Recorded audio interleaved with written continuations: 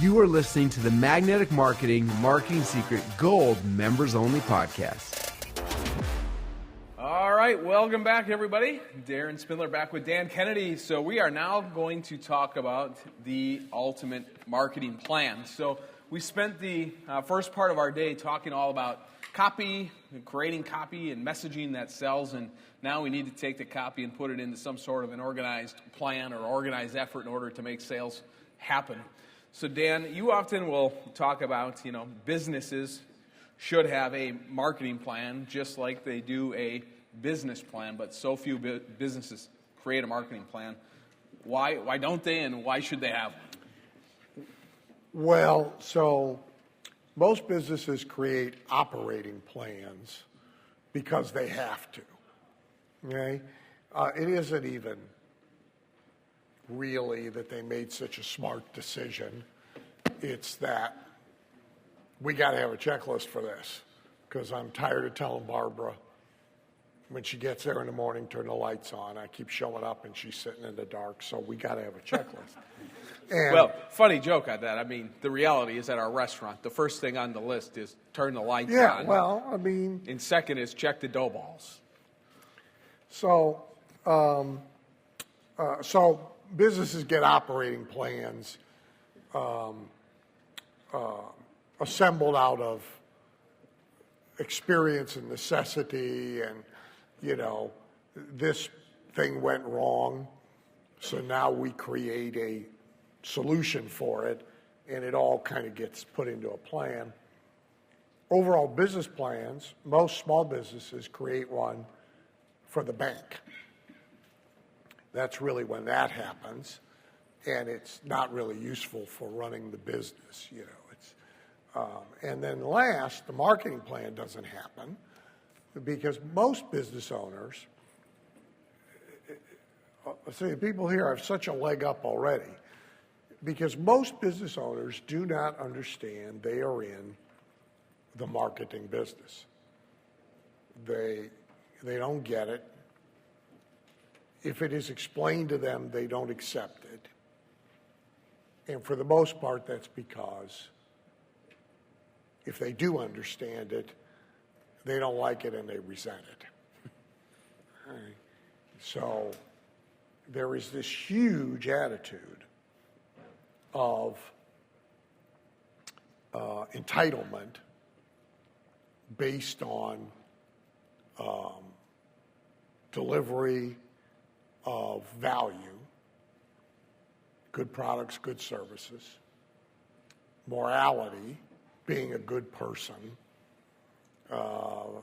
being the best employer in South Wisconsin, et cetera, that is supposed to be enough. It's even worse for people in the professions, because they got 8 years of school telling them it's supposed to be enough, right? And they're really mad when you try and tell them that not only isn't it enough, that's not the business you're in. That's your deliverable. So teeth are your deliverable, right? Psychiatric counseling is your deliverable. It's not the business you're in. You're in the marketing business. So you don't see a lot of marketing plans, particularly at the small business level, because of this. Okay?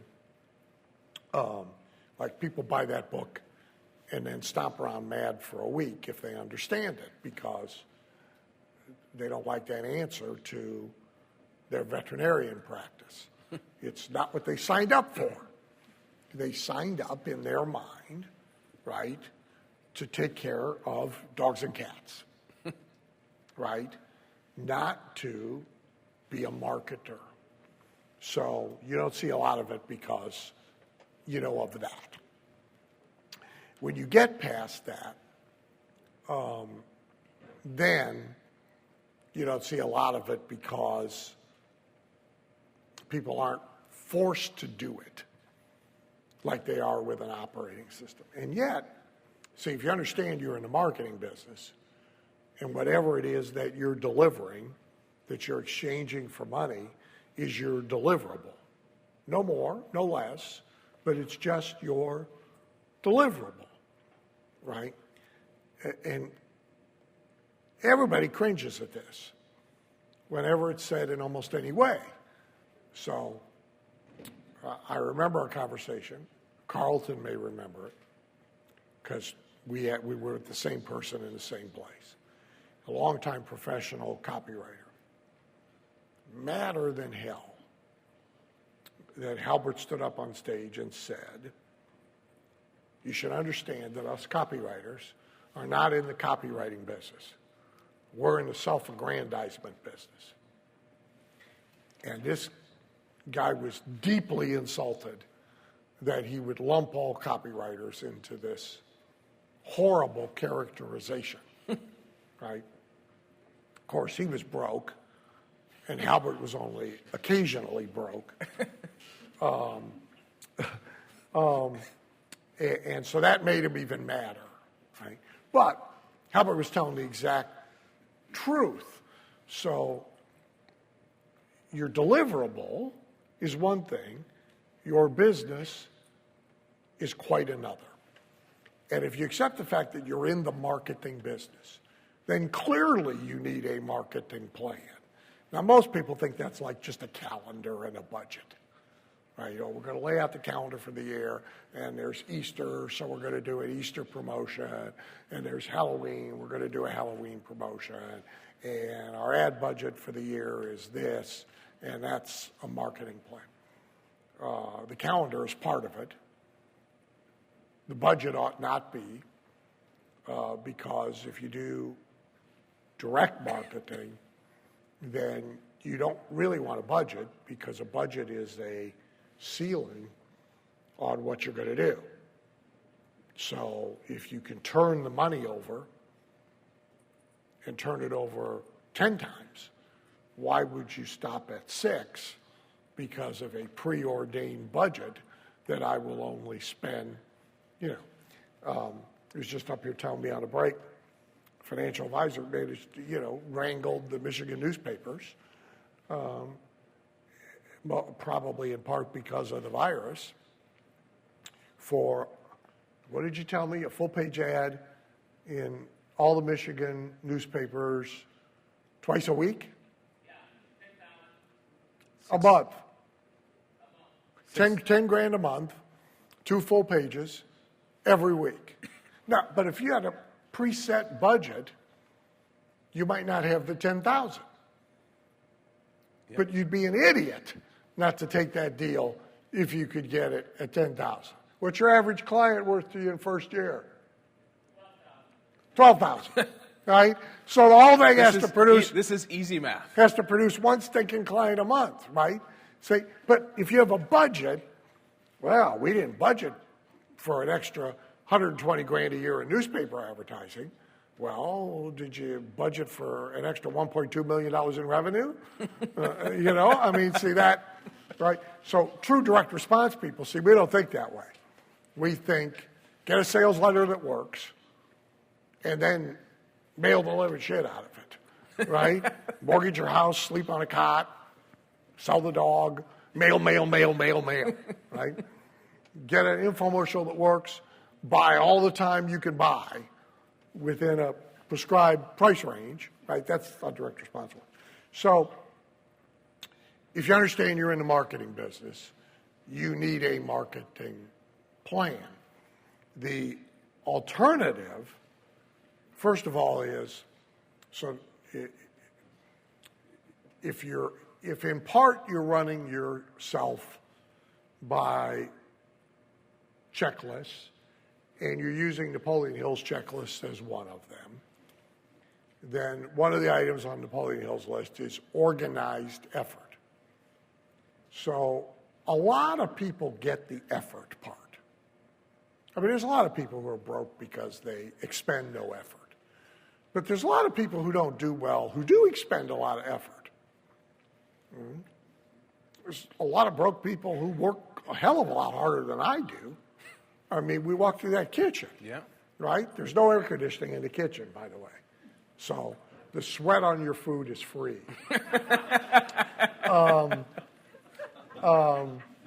If that burger's a little damp. So, I mean, they're working, right? And there's only, I think, 3 of them, and they're making the food for everybody, and I mean, they're running. So it's not that they're not expending effort, but it's not organized to the purpose of advancement, opportunity, wealth, etc. So a marketing plan is about organizing your investments of money, of energy, and of resources, including your effort and the effort of others, right? And the key word there is organized, right? So, like most people don't, underlying a marketing plan is the whole theory of your business. How does your business work? And how does this thing lead to this thing, lead to this thing? You can get Walt's original one online if you Google, I think, Disney Theory of Business. You can get it for free. And most people don't have that either. I always updated mine every year because things change, right? Yep. So here I am at the center of my universe. Now, what are these activities and relationships, and how does this one feed this one and feed this one? From that, you even help develop yourself a marketing plan. So the first thing it does, in the same way that a sales letter kind of organizes your thinking as you write it about your business and your presentation of it to the market. What am I saying, and why am I saying it, and what's persuasive and what isn't? A marketing plan organizes your thinking about how you are going to proceed to get the results that you want in the marketplace. The second thing that it does is it reduces susceptibility to distraction. So when you have a full-fledged, fleshed-out marketing plan and some new shiny object, some new opportunity presents itself, you are forced to be cautious, if not skeptical, not impulsive, and thoughtful about whether or not to go back and rework your plan to integrate that. If you don't have a plan, you're in danger of reacting to every one of those things when they come along. Oh, there's a big horse show coming to town. We should exhibit at the horse show. Let's buy a booth. Okay? It's not, let's sit down with our marketing plan. We didn't include horse show this year. Maybe we should do it, but where does it fit? What does it connect to? If we have to not do something else, is that a good trade? So it reduces your susceptibility to distraction. It forces kind of a feasibility study for your goals. Oh, we want to increase this year by $1 million. Great. Let's see how that's going to happen. What's the marketing plan that is realistically going to take your little business from $50,000 last year to $1 million? You see this on Shark Tank. You know, Robin knows Kevin well, by the way. One of the things that happens on Shark Tank is, and it sets, well, Cuban's an idiot, but the rest of them, well, he is. I mean, he's testament to the fact that there is such a thing as luck. But it really sets Kevin off, and it sometimes sets the others off, is a person will say, we've done, $100,000 so far with this vibrating umbrella, and we're going to do $8 million this year and $20 million next year. And they will ask, how do you plan for that to happen? The person will answer them with a question about the size of the umbrella market. Right? Oh, the umbrella market is $30 billion, and it's growing like hell in China. And no, what's your plan, right? Well, they don't have a plan, right? So this forces a feasibility study of where is that business going to come from? And then it sets up the possibilities for lifetime measurement. So you know if you're on schedule or off schedule before the accountant tells you at the end of the quarter, right? You know, gee, we were supposed to have X number of leads come in this week from this series of videos. Did we get that number more or less?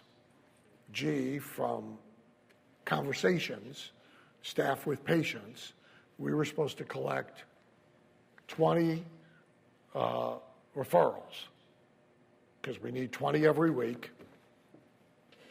except Christmas and New Year's, in order to hit that part of the marketing plan. Do we have 20 referrals to send our packets out to? No, we got 5. Well, that's bad news because that means next week we need 35. Say, not very long before you ain't catching that, right? So only a marketing plan sets you up for that kind of measurement. And if you aren't measuring, you are very unlikely to hit your targets. Yeah. So Dan, why don't we talk a little bit? Is this a literal day-by-day plan we want to set up, or is this a higher level view of the plan? And how do you plot out the big promotions, the events, the strategies that you want to put into your plan? So it is, and it isn't. Okay. So yeah, it is what's going to happen every week, and are we going to do an Easter promotion or not? You know, I mean, the calendar is an important issue in every business, right? So if you're in the church business, which my friend Nelson Searcy hates me calling it the church business, but it's a business. That doesn't invalidate its deliverable. I'm just, you know. So if you're in a church business, right, your number one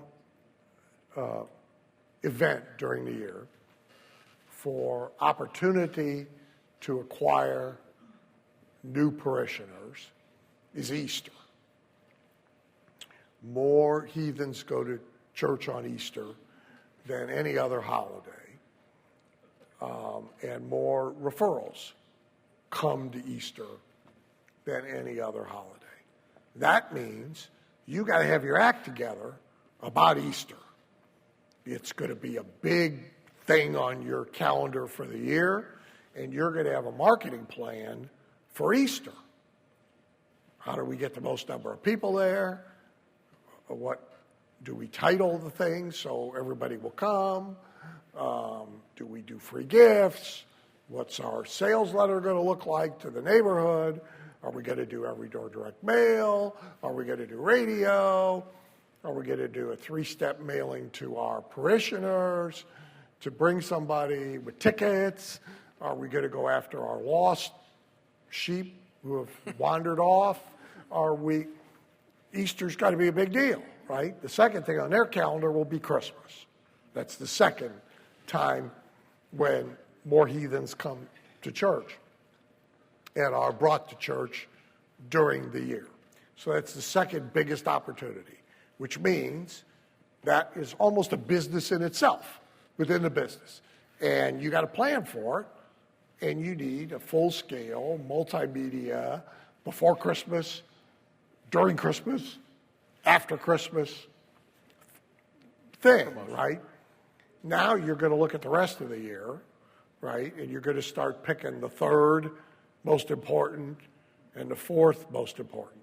But you're also going to have a underlying marketing plan that is kind of your evergreen, plug-away, farming, magnetic marketing, mail, the selected homes in a geographic territory every month.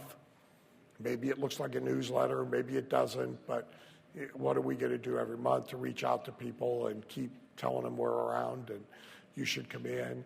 And then you need a marketing plan for your secondary product line that you use both to bring new people in and to do more business. He hates that word. Do more business. Do more business with the ones you already got. So that's the business person's group, right? That's the moms with troubled teens group. That's the divorced dads group. That's all the little special groups. Each one is kind of a business in and of itself, and it needs a marketing plan. So you're going to build this all out for the year. And it's complicated, which it should be, if you're going to be a top church. So you got to embrace the complexity. The good news about that is your competitors won't. They'll put up a cross and a sign and pray. That's their marketing plan. I'm serious. I mean, it's Nelson's problem, and I understand it. It's more acute with his people than it is with most. They say, hey, we're like God's salespeople. He's supposed to deliver the prospects. You know? Put the cross up, put the sign up, you know? Get somebody to play the organ, we're good to go. And it's hard news to them. That's not how this deal works, you know, as it isn't in any other business. So there's 5 questions, though, about a marketing plan that always has to be considered, right? And a marketing plan now, every business, looks like I just described. So there's a marketing plan, and inside it is little marketing plans for little subsets, you know, of the business. And individual products, right, within the and so forth. So one is, you know, it has to be built around the messaging. What is the, excuse me, what is the best message for this that we can think of? So right now, a lot of businesses are able to capitalize on the you're free message, right? I mean, you don't really, in some businesses, you don't really need any more message than we're open and you don't have to wear a mask. There they are, right? Downtown Cleveland, the restaurants are full. Nobody did any marketing. You know, they just opened. And you didn't have to sit outside in a plastic tent in the snow. You actually could come in to the bar. Oh, holy shit. But that'll wear off, right? Right now, new customers. Yep. Customers come back. Right? Now, are you organized to capture them and get them to come back? What's the best message? So you got to think about messaging. You got to think about who you're targeted to. And again, the fundamental of message to market match never goes away in marketing plan or in sales letter or in broadcast or whatever. So like you'll see really dumb big companies, they're running the same ad on Fox and MSNBC. And I think, what is wrong with you? There's like hardly any overlap in this audience, except, you know, the people that watch one to get pissed off, right? So I mean, like I click into MSNBC for 15 minutes every once in a while, just, you know, because I think my blood pressure's getting low. And I think, well, fuck, I'll watch MSNBC for a while. Boom, it's right back up there. But for the most part, there's no overlap in that audience, right? So your message ought to be tweaked to acknowledge that, Yeah. right? So those two things have to fit together, right?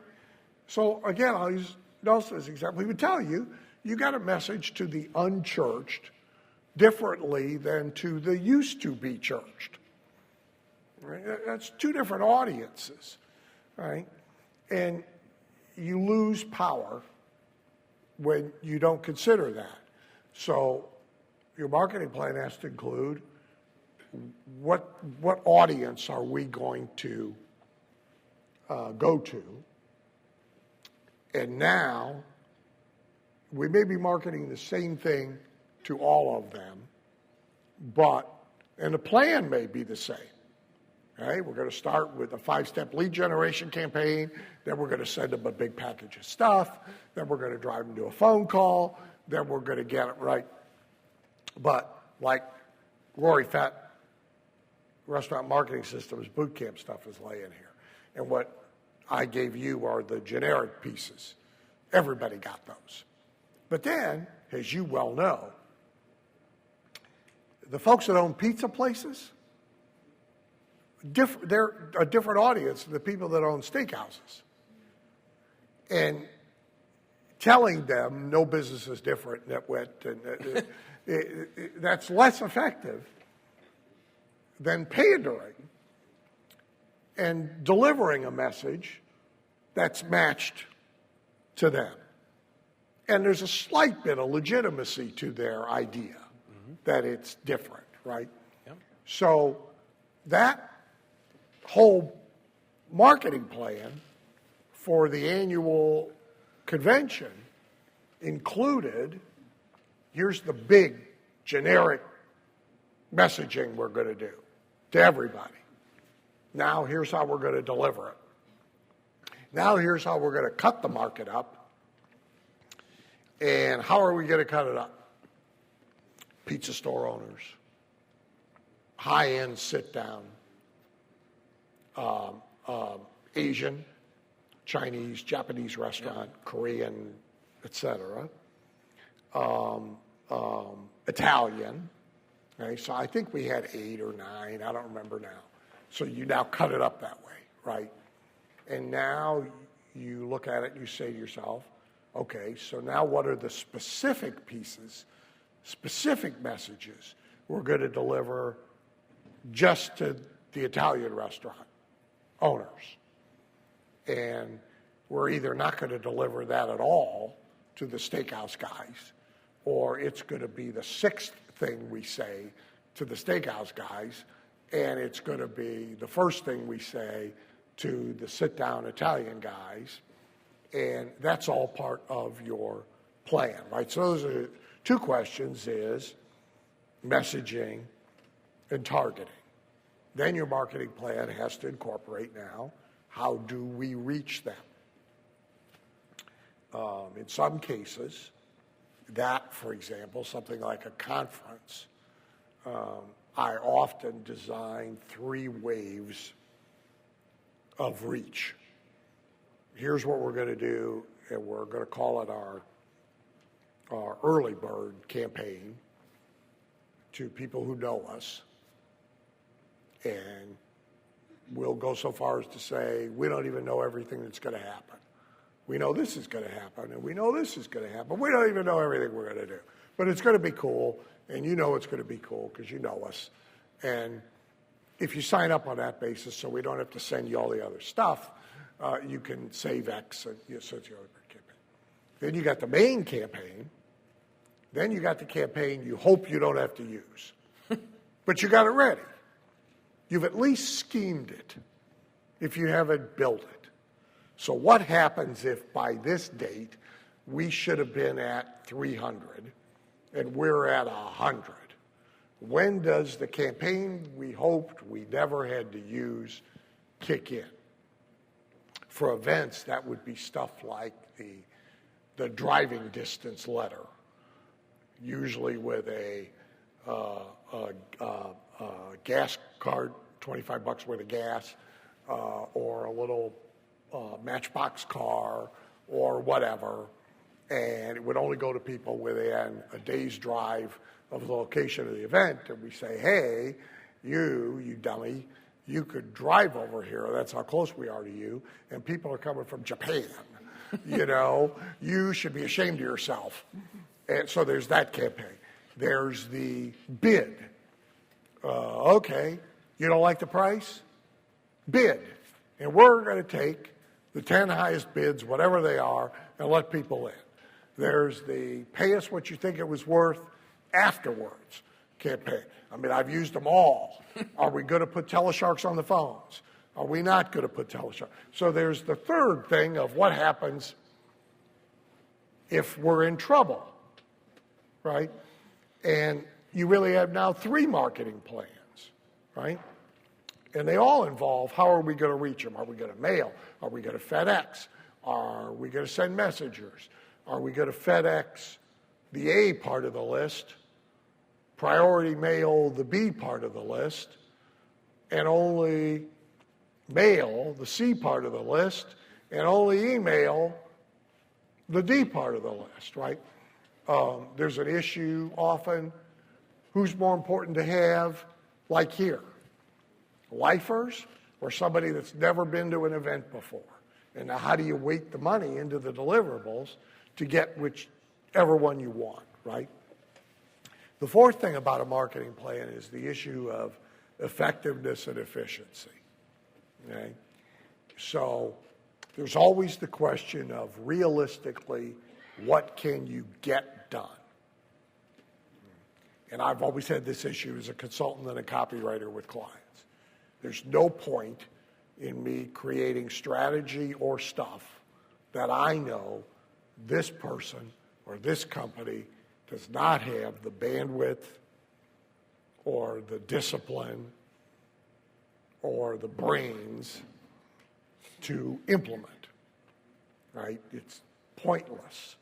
So there's an issue of what can you and will you do, and that gets to efficiency, right? Is you have to be able to have things you can do efficiently. If you create things that you can't do efficiently, then you won't do them. On the other hand, you don't want to sacrifice effectiveness for efficiency. So if you have staff, your operations people will always be telling you the 56 reasons why you can't do that. You can't do it by the time you want to do it. And if you can, you can't do it for the cost you say you're going to do it for. And if you can do all that, you can't do it without us not doing 6 other things you need us to do. They will always, my father, God rest his soul, when he worked for me, anytime there was anything new to do, that was the conversation. You can't do it. Well, and we'd run through these 4 things, right? And your answer has to be, well, I'm going to find somebody who doesn't have those 4 problems, right? Because we're doing it, right? They all came back to Henry Ford and said, we can't build the engine. Ford said, back in the factory, build the engine. So you can't let operations run things, but run marketing. But on the other hand, you can't design a marketing plan that you can't get implemented. Now that means usually a mix of your internal resources. Here's what we can do, right? Your external resources, vendors, copywriters, printers, mailers, list managers, etc. And that's who do we know, and if we don't know anybody, who do we know who will know somebody worth a recommendation. So you kind of build this little circle, around you of people with capabilities you don't have, right? And sometimes you got both, right? The A-level stuff is done internally. The C-level stuff is outsourced. Sometimes, we've had both over the years. I've had times when I have had a graphic artist right there. And you could run in, and here's what we're going to do. And I've had times where it all had to be outsourced. Each has its pros and its cons, right? And then last is, what is your method of measuring how you're doing with your marketing plan? Because a plan without measurement is no good, right? Because if you have only trailing indicators that tell you how you did, okay,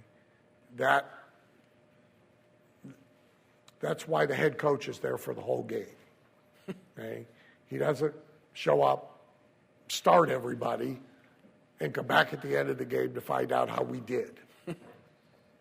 Even with pros, things would go awry. Right?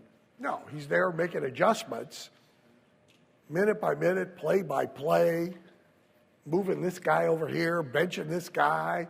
Okay, don't throw to him anymore because he's dropped 3. But we don't have anybody to replace him, so we're just going to use him for a decoy. Throw to him, right? He's slower in mud, but he catches everything, right? They're doing that as they go along, and because they know how many yards they got to gain per play. They know they got all these measurements, right? And you got to have the same thing. The more you measure, the more success you get. It's that simple. It's why I said Weight Watchers works, because you count and you get on a scale. It's that simple. And every time they deviate from that, it doesn't work. And so you got to figure out, as you build your plan, how are we going to know today is the plan working? Not 3 weeks from now, did the plan work, right? Dan, why don't we talk just briefly before we move to a different topic, but the triangles, the market message media triangle. Is any one more important than the other? And where do people make a mistake? So one of the examples we share with our bowling clients all the time is the radio rep comes in and sells them $5,000 worth of radio because she's a good-looking lady, and they're like, sounds like a good idea. But they forgot that they should actually know what they might want to sell first before they go choose where they want to place this. They didn't have a plan at all. And yeah, a lot of media gets bought because there are people that sell media. Okay? And a lot of media doesn't get used because there's like no reps for it, right? So there really is no sales force for sales letters. There's this printer over here who talks to his people about it, but there's no national sales force. There's no organized seller of sales letters. There is of radio in every market, right? So a lot of radio gets bought because radio gets sold. And a lot of other things doesn't get bought. It doesn't go in the plan, in other words, because nobody sold it to them. So you can very easily be media-driven out of the 3 things on that triangle, right? I used to get these cast-offs from Guthrie-Ranker. Mostly I dreaded the referrals. But Greg had figured out this was his way out of directly frustrating like a neighbor or somebody who played golf. We played golf with, or whatever. So they would be palmed off on me to come for a day of consulting saying, we want to do an infomercial. So they predetermined the media, in other words. Then when you looked at the product and you looked at the math, you knew what Greg already knew. The last thing they need to be doing is an infomercial. Okay? Like, I had a guy, Greg didn't send him to me, but I had a guy got really mad. Oh, he came from Halbert. He's probably still pissed off. It's a fabulous product, by the way. It's fireproof paint. So if you paint your house with this shit, it can't burn. Right? And he wants to do direct response. I said, you can't. It costs like $5,000 to ship it. It's heavy. You're going to ship somebody enough of this paint to paint their entire house? You know, Ron Popeil's joke used to be that the shipping and handling number was the actual cost of the product. That's how he determined. Well, he did. Ron Popeil, the cooking gadget guy, you know, how much is shipping and handling? Shipping and handling plus the actual manufacturing cost of the product. That's how we do the math. Well, if you applied the math to this product, right? I mean, no, you got to sell this to a distribution channel of some kind, home improvement contractors, somebody who you could ship a big supply of it to in a truck. You can't be sending this like Amazon, you know, and have the drone drop the paint in the back. This is not going to work. So, you know, I sat there and said, you can't do an infomercial. Unless you set up a distribution channel and you want to use TV to drive to the, and the guy's mad and he's been mad ever since, and, you know. So a big mistake people make is they get media focused. It happens now, of course, with online, right? Because that's what's in front of them all the time. And if they are young and they hang around only with young, their media world is in the device, right? And because they don't use the yellow pages, they either think nobody uses the yellow pages or they don't know what the yellow pages is. What the hell are you talking about? Well, it's this book.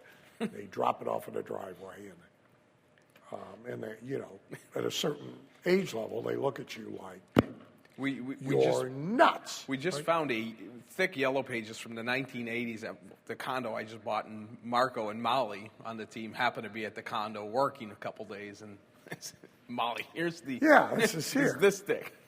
Well, I used to have. This is awful. I can't think of her name, but she was in titanium for 2 years, and she was. Oh, Brittany. Brittany, yeah. You used to have to stop like 20 times during a meeting because you could see the blank look on her face to the reference, and you would have to stop and explain. Well, you know, a record it's made out of plastic, and it, you know, it's kind of like a CD, but it's bigger. Well, today you wouldn't have to do that. They're back in. They're back. They're back. So they'll get media focused, right? Now, the Yellow Pages is still a very profitable media for a lot of businesses. It doesn't produce the same volume of response, but in ROI terms, like for lawyers, it's actually highly productive and profitable. So people will screw this up because they'll make the media choices first, and then they'll make the other choices, right?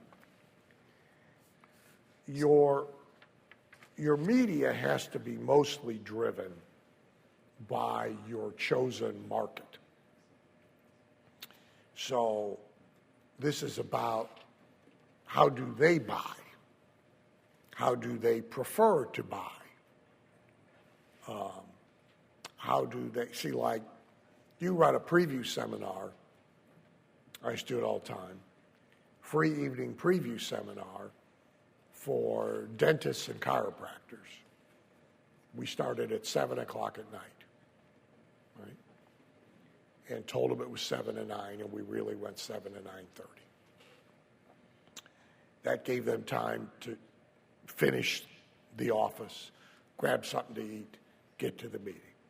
If I'm running financial advisor free evenings for 60 plus, okay, I may be starting at 5:30. That's when they go to the buffet, right? I mean, at 9 o'clock, they're in bed, right? It's over. What are you talking about? Okay? Old People TV, Johnny Carson's on it. The Johnny Carson rerun's on at 10 o'clock. It ain't on at 11 o'clock. It's on at 10 o'clock because that's like maxing it, you know? There's not a 70-year-old on the planet who knows who Jimmy Kimmel is. I mean, who? What? So you now got to understand your market. And your media has to match your market, right? And that's a real important side of the triangle. Then message has to connect with the two, right? The message has to be something you could deliver in the media that is on your chosen list.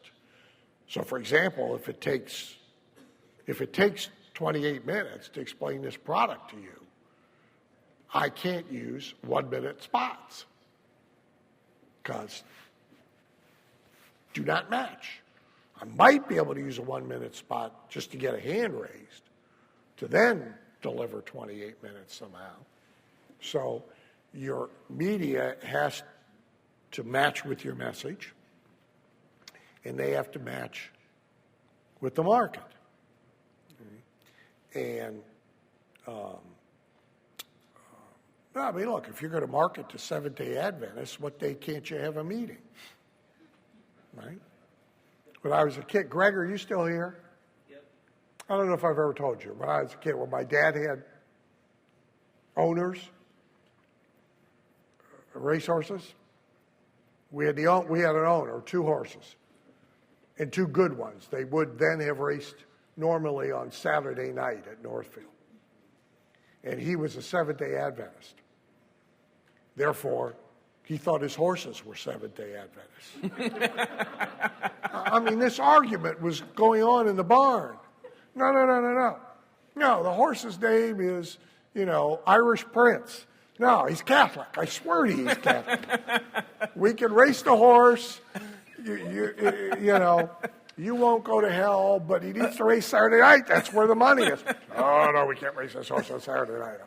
But, so there is no side of the triangle that's more important than the other side of the triangle.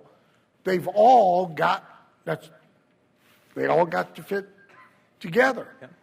And the secret about that is the tighter the match, the better the results. Carlton will no doubt tell you his left-handed, one-armed golfer, one-legged golfer story, right? Well, I mean, if you could get a list of one-legged, left-handed golfers, and you got a product specifically for how do you screw that up, right? I mean, how good does a sales letter have to be? Not very, right? So the tighter this matches, the better the results, the more price or fee elasticity there is. And in most cases, the less skill you need to get great results. It took top talent to sell $50, $60, $80 pillows to everybody. It doesn't take top talent when you have a tight match, right? And matching to susceptibility matters. So if you have a DUI practice, anybody who gets a license popped for a DUI has a problem. Spouse has to drive them to the bar. You see, you can't do those jokes anymore. I just threw out my original joke file. It was put together in the 1970s, and I just chucked. Problematic, isn't I it? chucked the whole time. There's like nothing you can use. I mean, I got Milton Berle's 5,600 jokes. You can't, I mean, there used to be a pile of drunk jokes. It was like, he said to the judge, well, if I can't drive drunk, how am I supposed to get to work? I mean, but you can't do that joke. Everybody gets pissed off. What the hell was I talking about? Now I got lost. That's all right. I think we had that. So a DUI attorney, anybody that gets their license popped, it's an issue, right? But for a truck driver, a UPS driver, a FedEx driver, it's a much bigger issue because his livelihood's being taken away. Now, if you have a way to get them, or you will specifically advertise for them, you start to build this tight triangle, right? We talked about testimonials earlier. So your sales letter to professional drivers who have a DUI problem would be full of testimonials from professional drivers who you managed to keep their license for them, and there would be no other testimonials in there because they don't matter, right? So you get to start to match everything, and then you start to get big slam dunks. Dan, this actually ties into this tight market message media match, but the unique selling proposition, it's something that many members struggle with, why they need one, how to develop it, and why does it need to be developed for your marketing plan? So you'll get a little less hung up if you broaden the range a little. So we've always taught USP, again, because you fall into the teaching of dogma, and people want simple certainty. So we all start to sell simple certainty. So USP comes from Ross or Reeves if you want trivia. So you can broaden this a little and come all the way out to differentiation, okay, and work back in from there. So differentiation is simply the challenge of having a legitimate reason to exist, because there's enough of everything. There's already enough of it. There's enough places to buy shoes. There's enough places to buy pizza. God knows there's enough places to buy pizza. There's enough coffee shops. There's enough haircutting places. There's enough car dealers. There's no shortage of anything now except workers, thanks to Biden. But there's no shortage of anything. There isn't even a shortage anymore out in the middle of nowhere. I mean, there's like 3 cattle ranches, and right in between them is a Starbucks. So, and if there is a shortage of anything, Amazon can get it to you in 2 hours. So you got to have a legitimate, differentiated reason to exist. Right? That can be about you, it can be about them, and why you're perfect for them. It can be about your product or about your service. It can be about your hours. Aspen Dental is now, in many areas, they're 24. So we're open all night. We're open on Saturdays. We're open on Sundays. Now, this is like, going to the ER on Sunday night. You're being treated by the Korean gynecologist who is now going to look at your broken arm. But actually, this is real. So I think Carla went to take care of the dog. Carla, I think you're correct. Okay. So, my first marriage. To be clear, the chair is empty, so you're... Just make up your own joke. Go ahead. So my first marriage, I was still a drinker, and there were reasons. So wedding night, the bar I tended bar in for fun at that point on weekends, held our reception. And, I mean, I was already sloshed when I got there, and Dave bought the cheapest supplies you could buy. So you'll appreciate this. Like glasses, you could buy sturdy glasses, not so sturdy glasses, glasses that are barely held together. So this part of the story shortened. I wind up chewing through a glass, and I have shards of glass in my throat. And so I got to go to the ER. So I go to the ER, and there's a Vietnamese doctor, barely speaks English. Right? Nice guy, but, Vietnamese barely speaks English. I get out of him. Okay? He's a medical student. Okay? Studying to be a gynecologist. I swear to God.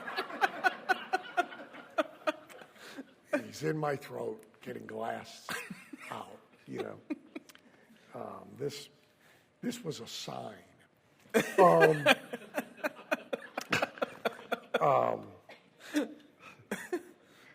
So, what's your next question?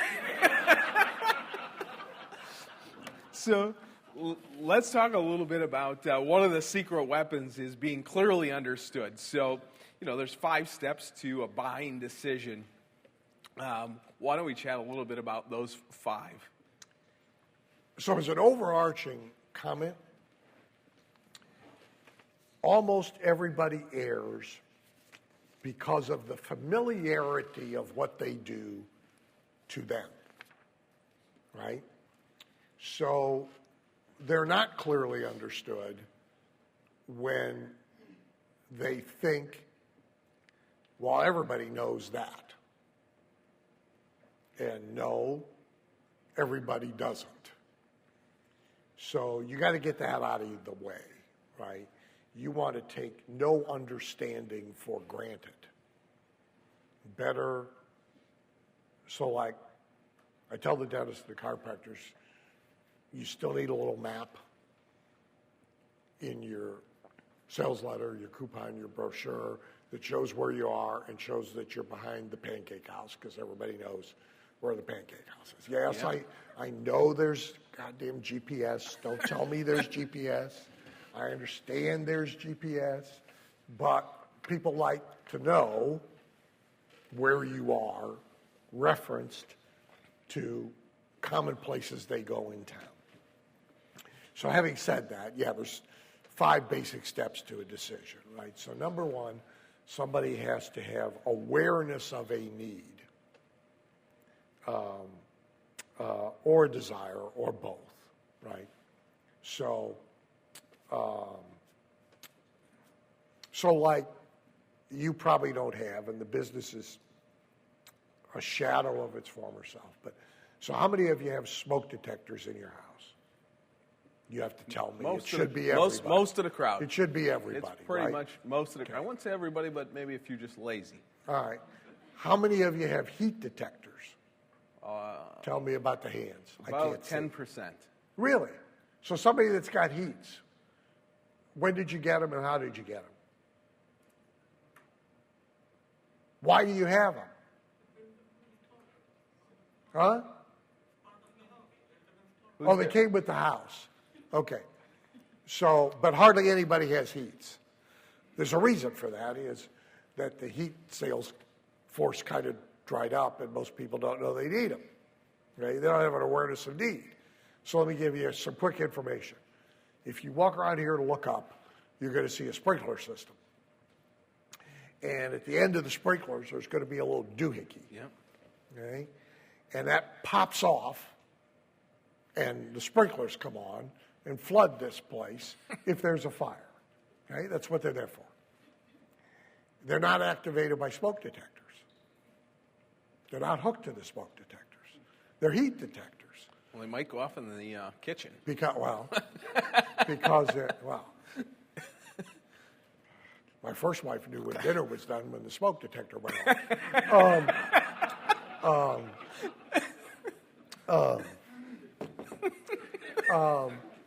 So 70% of fires reach the heat that will kill you before they generate enough smoke to set off a smoke detector. Now, nobody tells you that because there's nobody selling heats anymore, and they're expensive compared to smoke detectors, but the smoke detector as protection is a big lie. You will die in a home fire before the smoke detector ever goes off from the heat and the flames. So a home heat detector works like this.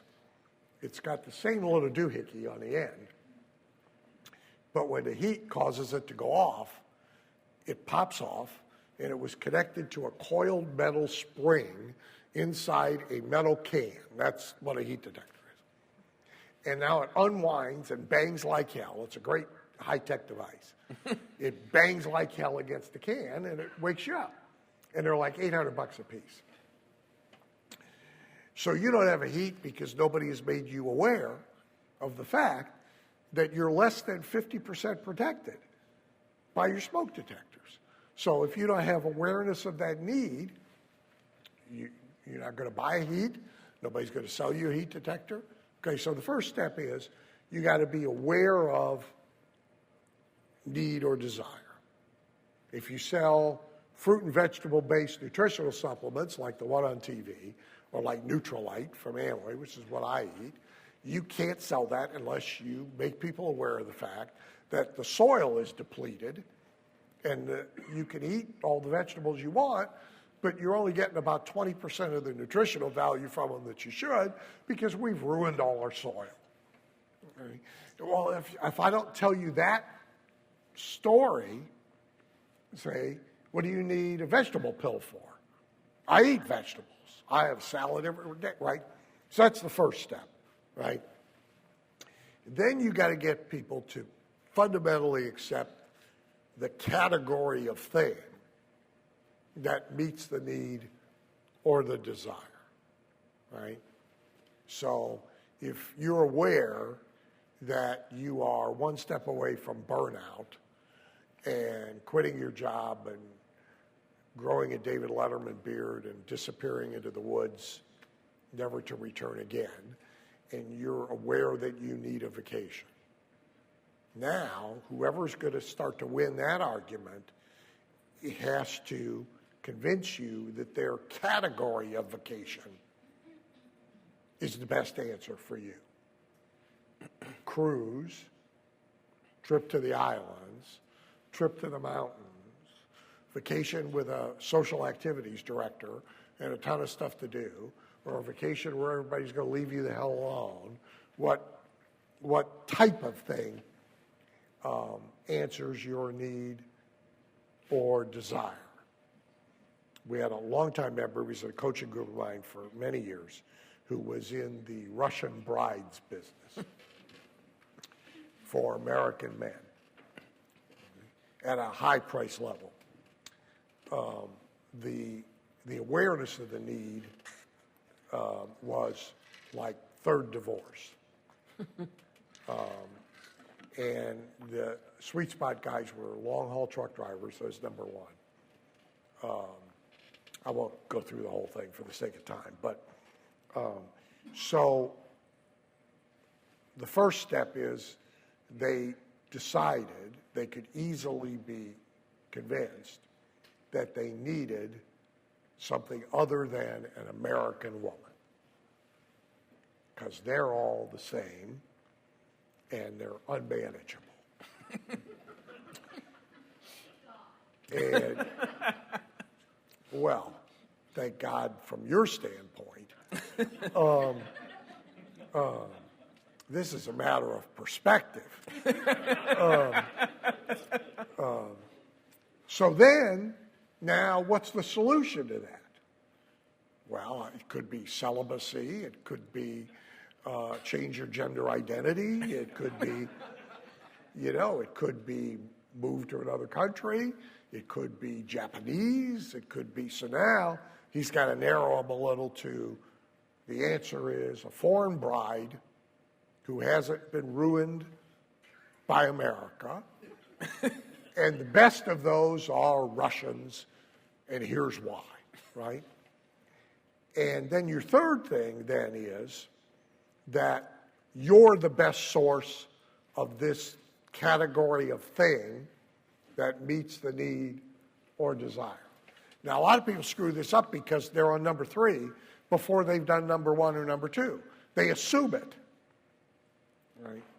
But again, unless you're at a commodity level, garden hose broke, I need a garden hose. Carburetor's dead, need a carburetor. If you're not at a commodity level, you can't really jump these steps. And a lot of people jump the step. They start selling what they got before they've done step 1 and step 2. And their whole plan starts with step 3, right? That's where they start. The fourth thing then is the sources. Now we're back to differentiated argument. The source's unique selling proposition. The source's unique value proposition. What's your case? So there's all sorts of places you can get a Russian bride, by the way. There's ads in USA Today that for $9 you get a list. You can go on Facebook. It's all over the place. Right? So he's got to now at this point make the case that I'm the best source for you, and here's why. Right? Then you finally get to reasons to buy and buy now. So now you get to actually make and close a sale. Right? Now your marketing plan has to accommodate this process almost every time you run people through a sale. Even if they're your customers and you go back to them with something different for the 5th time, you got to start back with step number 1. And you got to get agreement to a need or a desire, right? So I have a client right now who sells to an industry that is so awash in business. Their problem is labor. Their problem is not advertising, marketing, selling.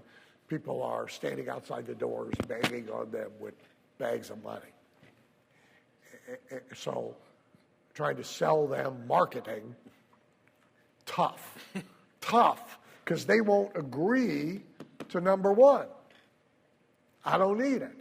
So you're now making this argument that, you don't need it now, but things are going to normalize and you want to be ahead of it. It's a gee argument because it's a prevention kind of argument, right? So you got to get agreement to number 1, then you got to get agreement to number 2, then you get to start dealing with you and getting agreement to that. So Dan, before we take a quick break, certainly one of the big marketing sins you mentioned earlier today, and after the break we'll share some of the Rory Fat stuff, but is... I've got other stuff too. There's the Kimball stuff. There's lots of goodies. So one of the sins is being boring. Why don't you talk about how are a couple of ways that you can make your marketing and your marketing plan not boring, and where do you find tools to kind of build some excitement into the marketing plan? So it's not hard to know what is boring, right? And the biggest thing is sameness, Me Tooism. So an enormous amount of marketing is me too a little bit better, me too a little bit cheaper, right? And I've seen it done all my life in every imaginable kind of business. It's commoditizing, for one thing. When I lived in Phoenix, because a lot of conventions happen in Phoenix, speakers actually moved to Phoenix thinking that the argument that would get them booked a lot was, you don't have to pay travel expenses to bring a speaker into your convention because I'm here in Phoenix, right? It doesn't work for all sorts of reasons. Number one, if that's the best thing you got to say about you, right, is have me come speak to your audience because I can drive across town. I mean, you know. Secondly, it's commoditizing, right? And third, there's no differentiation to that other than availability. And all of us, in almost everything we buy, have this perverse idea that it not being easily available makes it more valuable. So all the conventions at Phoenix, we used to see each other. Everybody's flying in from somewhere else to speak at them. And Hopkins and me and everybody who lives in Phoenix, we're getting on airplanes to go to where they live to speak at conventions in their cities. That's just the way it works. So you've got to not be the same as, you can't be me too. Somehow you have to stand out. And if you're at it for a long time, whatever your it is, you are going to have to keep the core of what works, and you are going to have to kind of repackage around it, because what was interesting or what was entertaining or what was exciting wears out, right? It gets tired. Now, if you're running new customers through all the time, then it doesn't matter. But if you're marketing a lot in the same community or the same industry or to the same ongoing customers, then it matters a great deal. So, again, like in the event business, for example, the super conference, the core of it never changed in, 20 years. But every year's super conference was made different, right? It had a different... The circus had to be different every... It had a different selling proposition. It had a different value proposition. It had a different theme. It had a different chief reason to be there. It had the guts of it were the same, but you had to jazz it up in a different way, or people were quickly bored with the idea, oh, another one, I'll skip a year because what's the big deal? So you got to have an answer to that, which is, for some reason, it's got to be a big deal. I worked for 3 years with an organization that did essentially a 3-day super conference every weekend. And we had 3,000 to 5,000 people there every weekend. 50% from the same customer group, 50% new. So every Monday was the discussion of how are we going to make this weekend a one-time only, will never happen again, history in the making event. 50 times this year. And there's like 8 of us in a room every Monday morning after doing the weekend event going, holy crap, what's your idea? I don't know, we'll do it in the nude. No, I don't think that's it. I mean, but that's what you got to do, right? So you've got to be the opposite of me too, been there, done that, same as, right? So, like Anglus's dental practice is a great example. Gardner's mattress store, you said he was here, is a great example, right? They've got features to a store that are unique or maybe copied in other areas, but unique in their market. and they have a story to tell, and they have a different buying experience, right? So if you look at, so we just had Memorial Day, right, which really should be renamed Mattress Day. we should just give up, right? You come to the mattress parade, and then you go buy mattresses. This is a good idea for them not to be boring. I mean, at least the Mattress Day weekend parade in whatever city they're in. But it's all the same. Look at all the advertising. It's Memorial Day sale, which now is a month long. Memorial Day sale, biggest sale of the year, mattresses. We have mattresses, right? I can almost do them, right? You get a queen for the price of a twin. You get a king for the price of a queen. You get 812 months with no interest financing, which, by the way, if you need 72 months to pay for a mattress, the mattress is not going to solve your sleeplessness or your sexlessness. You have bigger problems. You have bigger problems than the mattress is going to solve. And there's doorbuster sales, and you get a free pillow. Okay? There's your mattress advertising. Well, yeah, everybody gets their market share, I guess, but they don't even know what the hell's happening. And the customer is like, mattress commercial. They can't tell you at the end of an evening's TV. They can't tell you what mattress store was. They can't do it, right? So you're down to competing for the person who is already 90% of the way there by necessity to go buy a mattress, right? And because they'll overcome the boredom, because they're sleeping on the floor. But it's no way to stand out, to stand apart, to stand above. And that's what differentiation is all about. So these guys have figured it out, right? And, I mean, they're smart, but it's not like they're nuclear physicists. They've figured it out. Here's what, it's a simple process. Here's what everybody else does. So everybody's going to be bored with that because everybody else does it. So we're not going to do that. What does that leave us with?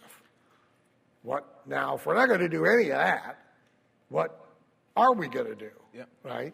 And you're going to wind up in a different place by sheer process of elimination. This month in the newsletter, I believe, I highlight another mattress person in the Renegade Millionaire, the Mattress Mac. So I'm sure you're familiar. But of course, his marketing is not boring. He places bets when for the Super Bowl, he's placed bets. Kentucky Derby. Kentucky Derby. So he's found a way to stand out and be interesting. So with that, Dan, we're going to go to a 20-minute break. And then when we come back from break, we're going to share some of Rory's stuff, and we're going to talk a little bit about target marketing. You've been listening to one of our Gold Members Only podcasts. Make sure you upgrade and become a Diamond member and get access to the Diamond Members Only podcast as well. On top of that, you'll also get access to the whole enchilada with all of Dan's courses and so much more. So make sure you upgrade to Diamond now by going to diamondupgrade.com.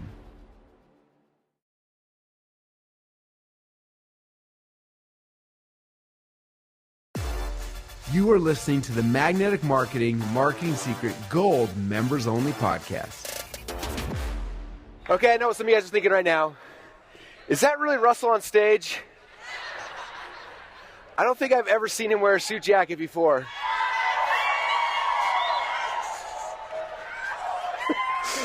I'm kind of freaking out. Does it look all right? So, some of the backstory behind this, because we all here to start with the backstory, is the first two funnel hacking lives, I came in shorts and t-shirt and flip-flops, and that's how I rolled, right? How many of you guys were there for any of the early funnel hacking lives? Okay, after the second or third funnel hacking live, we had someone who came to his first funnel hacking live, joined our inner circle, and then he pulled me aside afterwards and said, Russell, you look really, really bad. I was like, what? And he's like, can I please take you shopping? And I was like, I don't know what you're talking about. This is awesome. And his name is Bart Miller. And for those of you guys who know Bart, he's... And so for the next Funnel Hacking Live, I'm like, sure, you can dress me. I don't even know what that means, but let's do it. And so like a month before Funnel Hacking Live, he took me shopping to stores that had names I couldn't pronounce, where the prices of like a pair of jeans was much as I spent on a car. And I'm like, this is insane. And so he dressed me for Funnel Hacking Live 2 years ago, and they did it again last year. And every year he tries to get me to wear a suit jacket. Every year I tell him no. And then this year he tricked me. He was like, what if this year I get you to wear a suit? I'm like, no, I'm not wearing a suit jacket. He's like, but what if we took the Funnel Hacker logo and we put it on the inside of the suit jacket?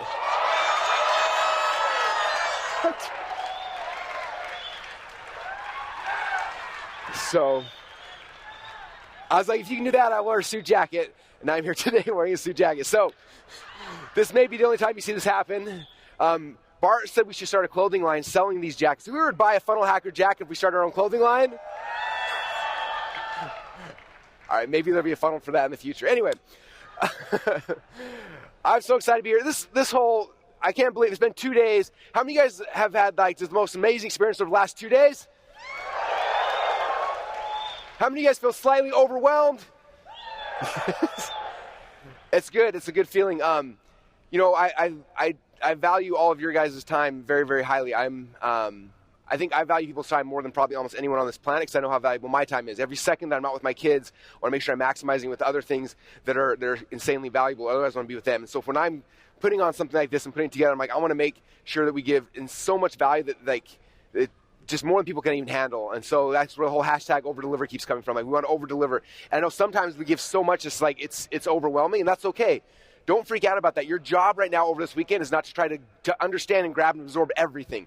Okay? The job, your plan right now this weekend is to sit back and listen to all the speakers and see the framework, start understanding and be like, oh my gosh, that's really cool. That's really cool. And start figuring out who are the people you resonate with. Who are the people that, like, their message was the one that clicked for you.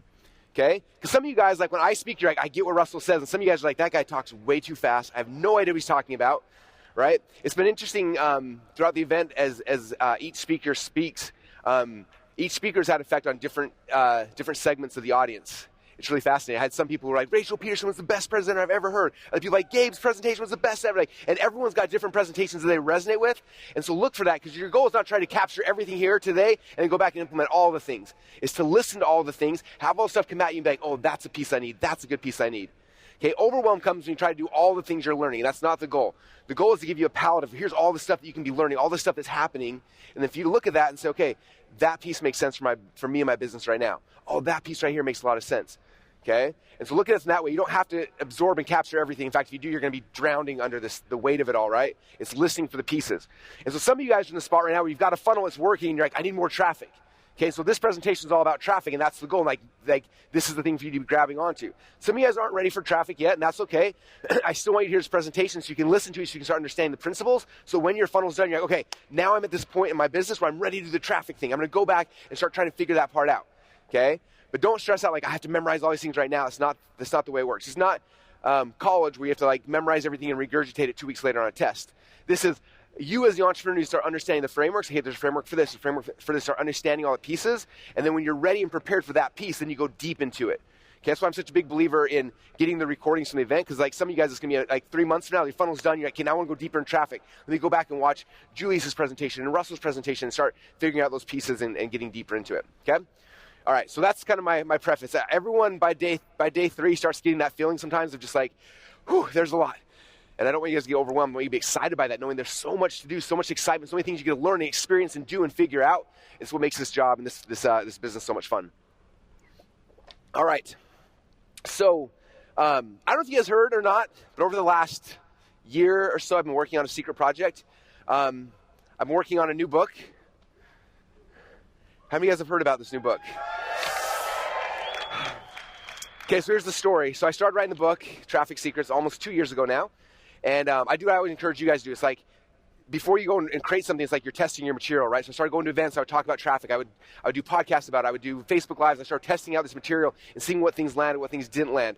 Last year, Funnel Hacking Live, I gave a presentation about traffic secrets. And shortly after the event ended, I got to work actually starting on the manuscript. And I started writing it. And it's been such a fun project. Also a very intimidating project.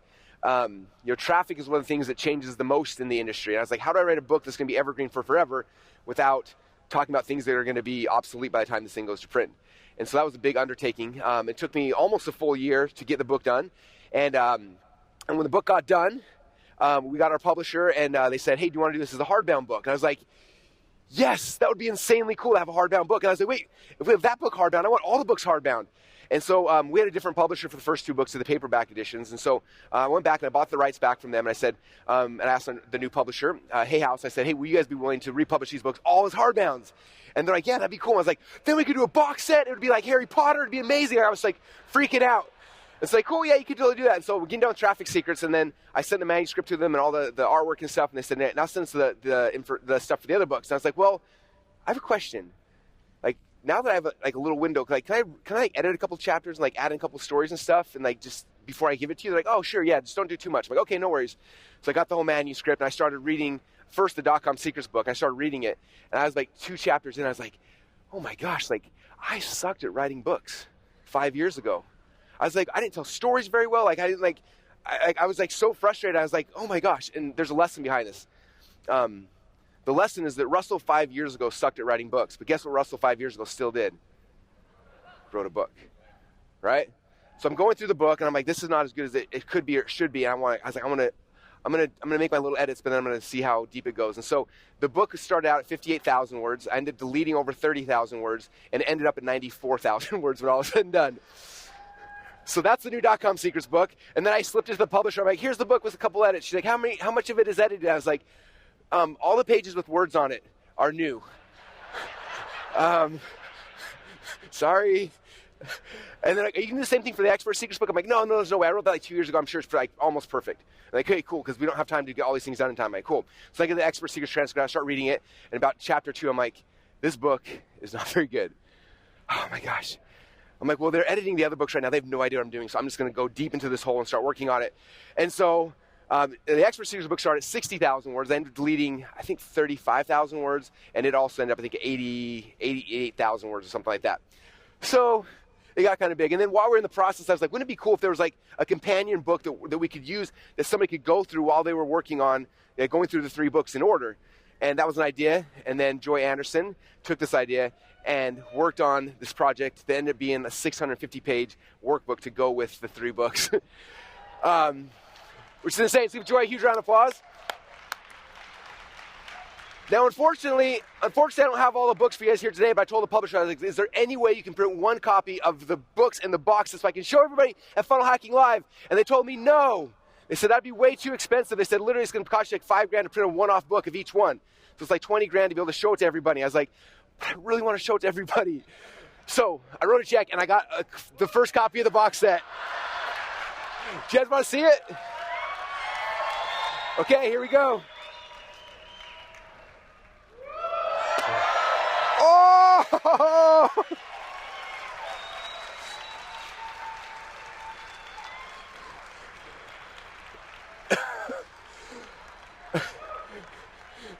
That shot cost me $20,000. I hope you guys enjoyed it. Okay, here's all the books. They're all in the box set as well. The box set says The Secrets Trilogy. On the back it says You're One Funnel Away. So the life you want, the marriage you want, and the family you want is going to be fueled by the businesses you build. And so the first is the brand new .com Secrets book that's hardbound. Tons of new graphs and images and doodles. Second is the new Expert Secrets book. Third is the brand new Traffic Secrets book. Ah!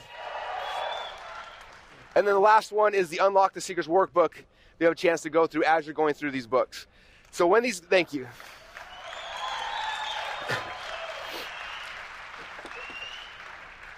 So my goal with this box set is for everyone, anytime you have a new business idea or a new company you're starting, or you want to go deeper and get your business to the next level, is to get a new box set open it up, and then start at the very beginning. Start with .com secrets, go through that, and then work through the workbook with that, and then go through the expert secrets, then traffic secrets, and the workbook you'll go through will help you flush out your ideas and get all the pieces to figure out what's your value ladder, what's your offer, what are your upsells, your downsells, are you getting traffic, who's your Dream 100, like all those pieces you'll build inside here, and by the time you're done going through the set, you'll have your entire business plan, blueprint, everything done, and then you can go launch that company. And then you can start the next one, go buy another box set, do it again, and you just buy box sets every month or so, because the more you buy,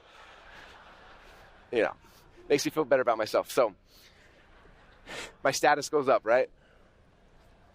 Anyway, so that's the secret project I'm working on the last 12 months. It's been a lot of work, and I'm so proud of it, and I cannot wait. Pre-launch starts in March. We're starting pre-launch, and then May 5th is when the boxes start shipping out to everybody. So I'm excited to get you guys all this new information in your hands. So anyway, I just want to tell that story because I'm so excited. So thank you. All right, so my plan over the next, by the way, all those books were written while we were doing all this other stuff. We're juggling, anyway, it's so much fun. All right, so my slides back up. So what we're gonna do right now is I'm gonna go through some of the frameworks inside of Traffic Secrets book.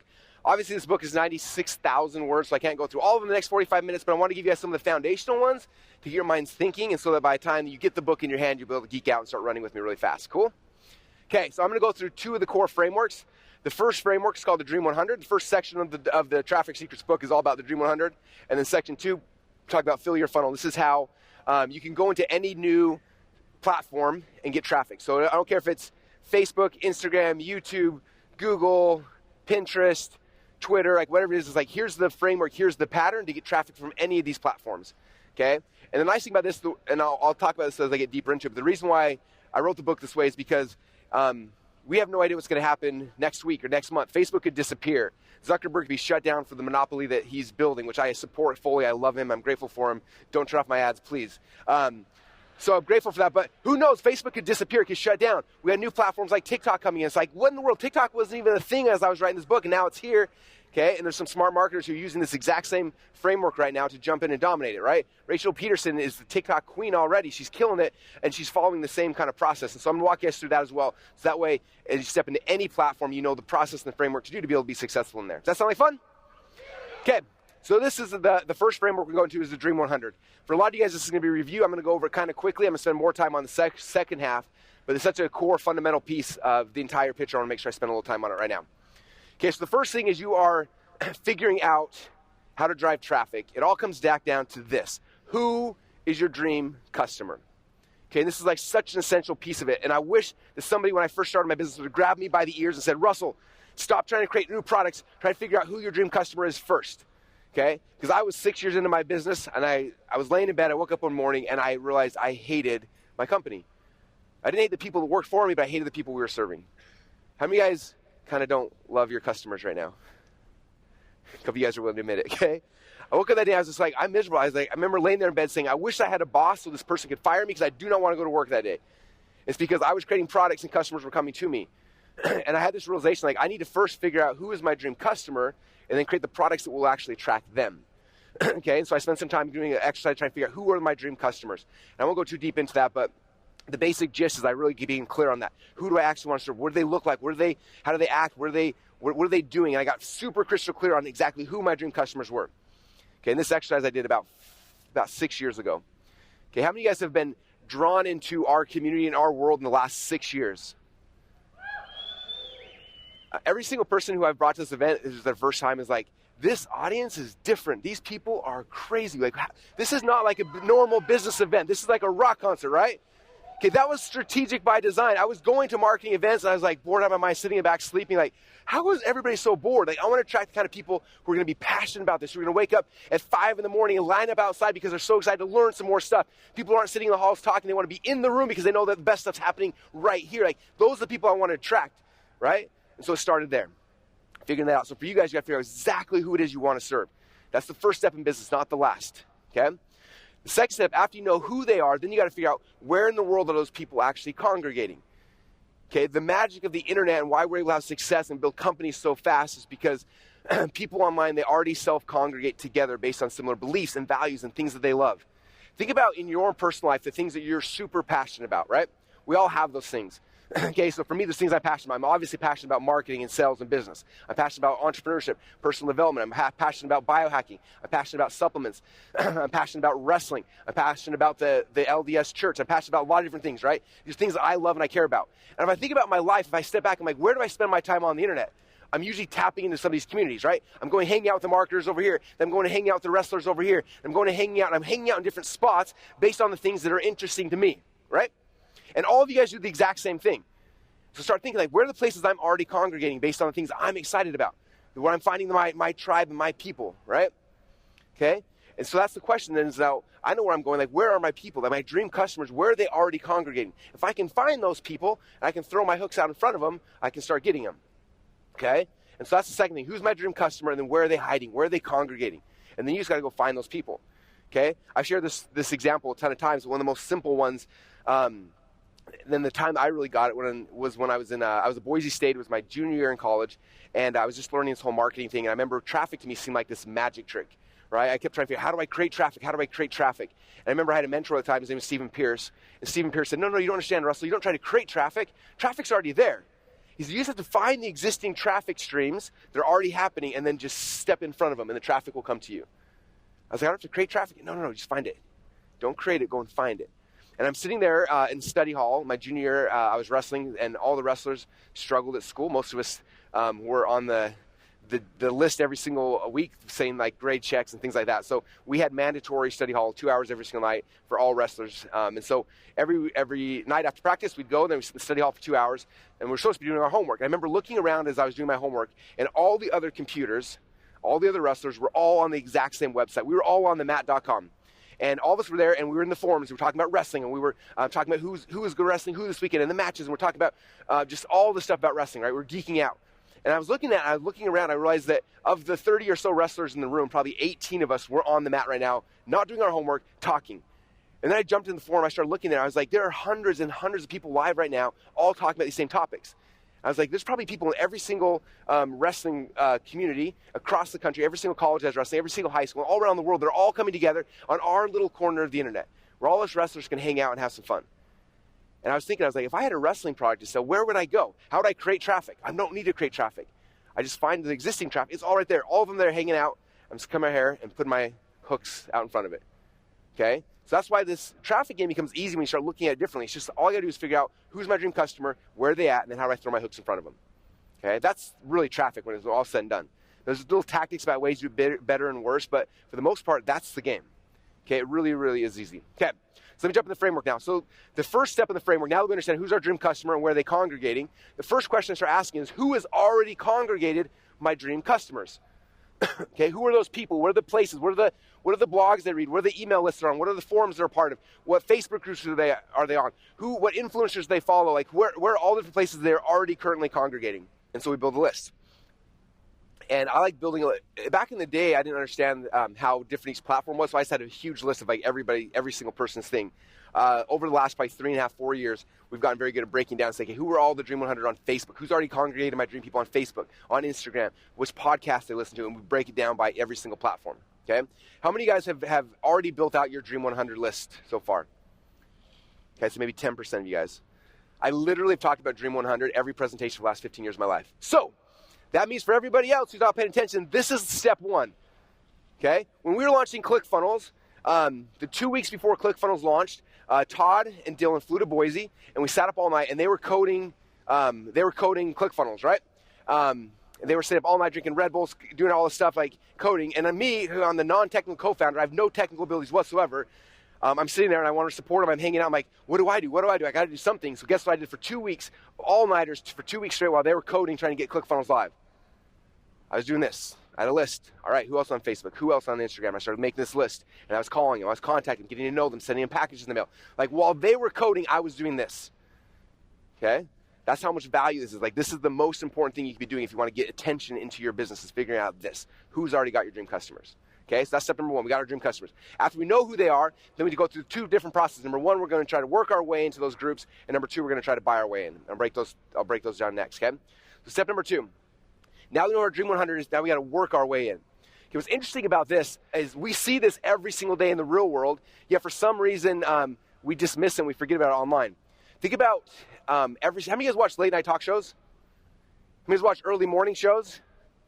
Okay, if you notice, every time there's a new movie comes out, guess what they do?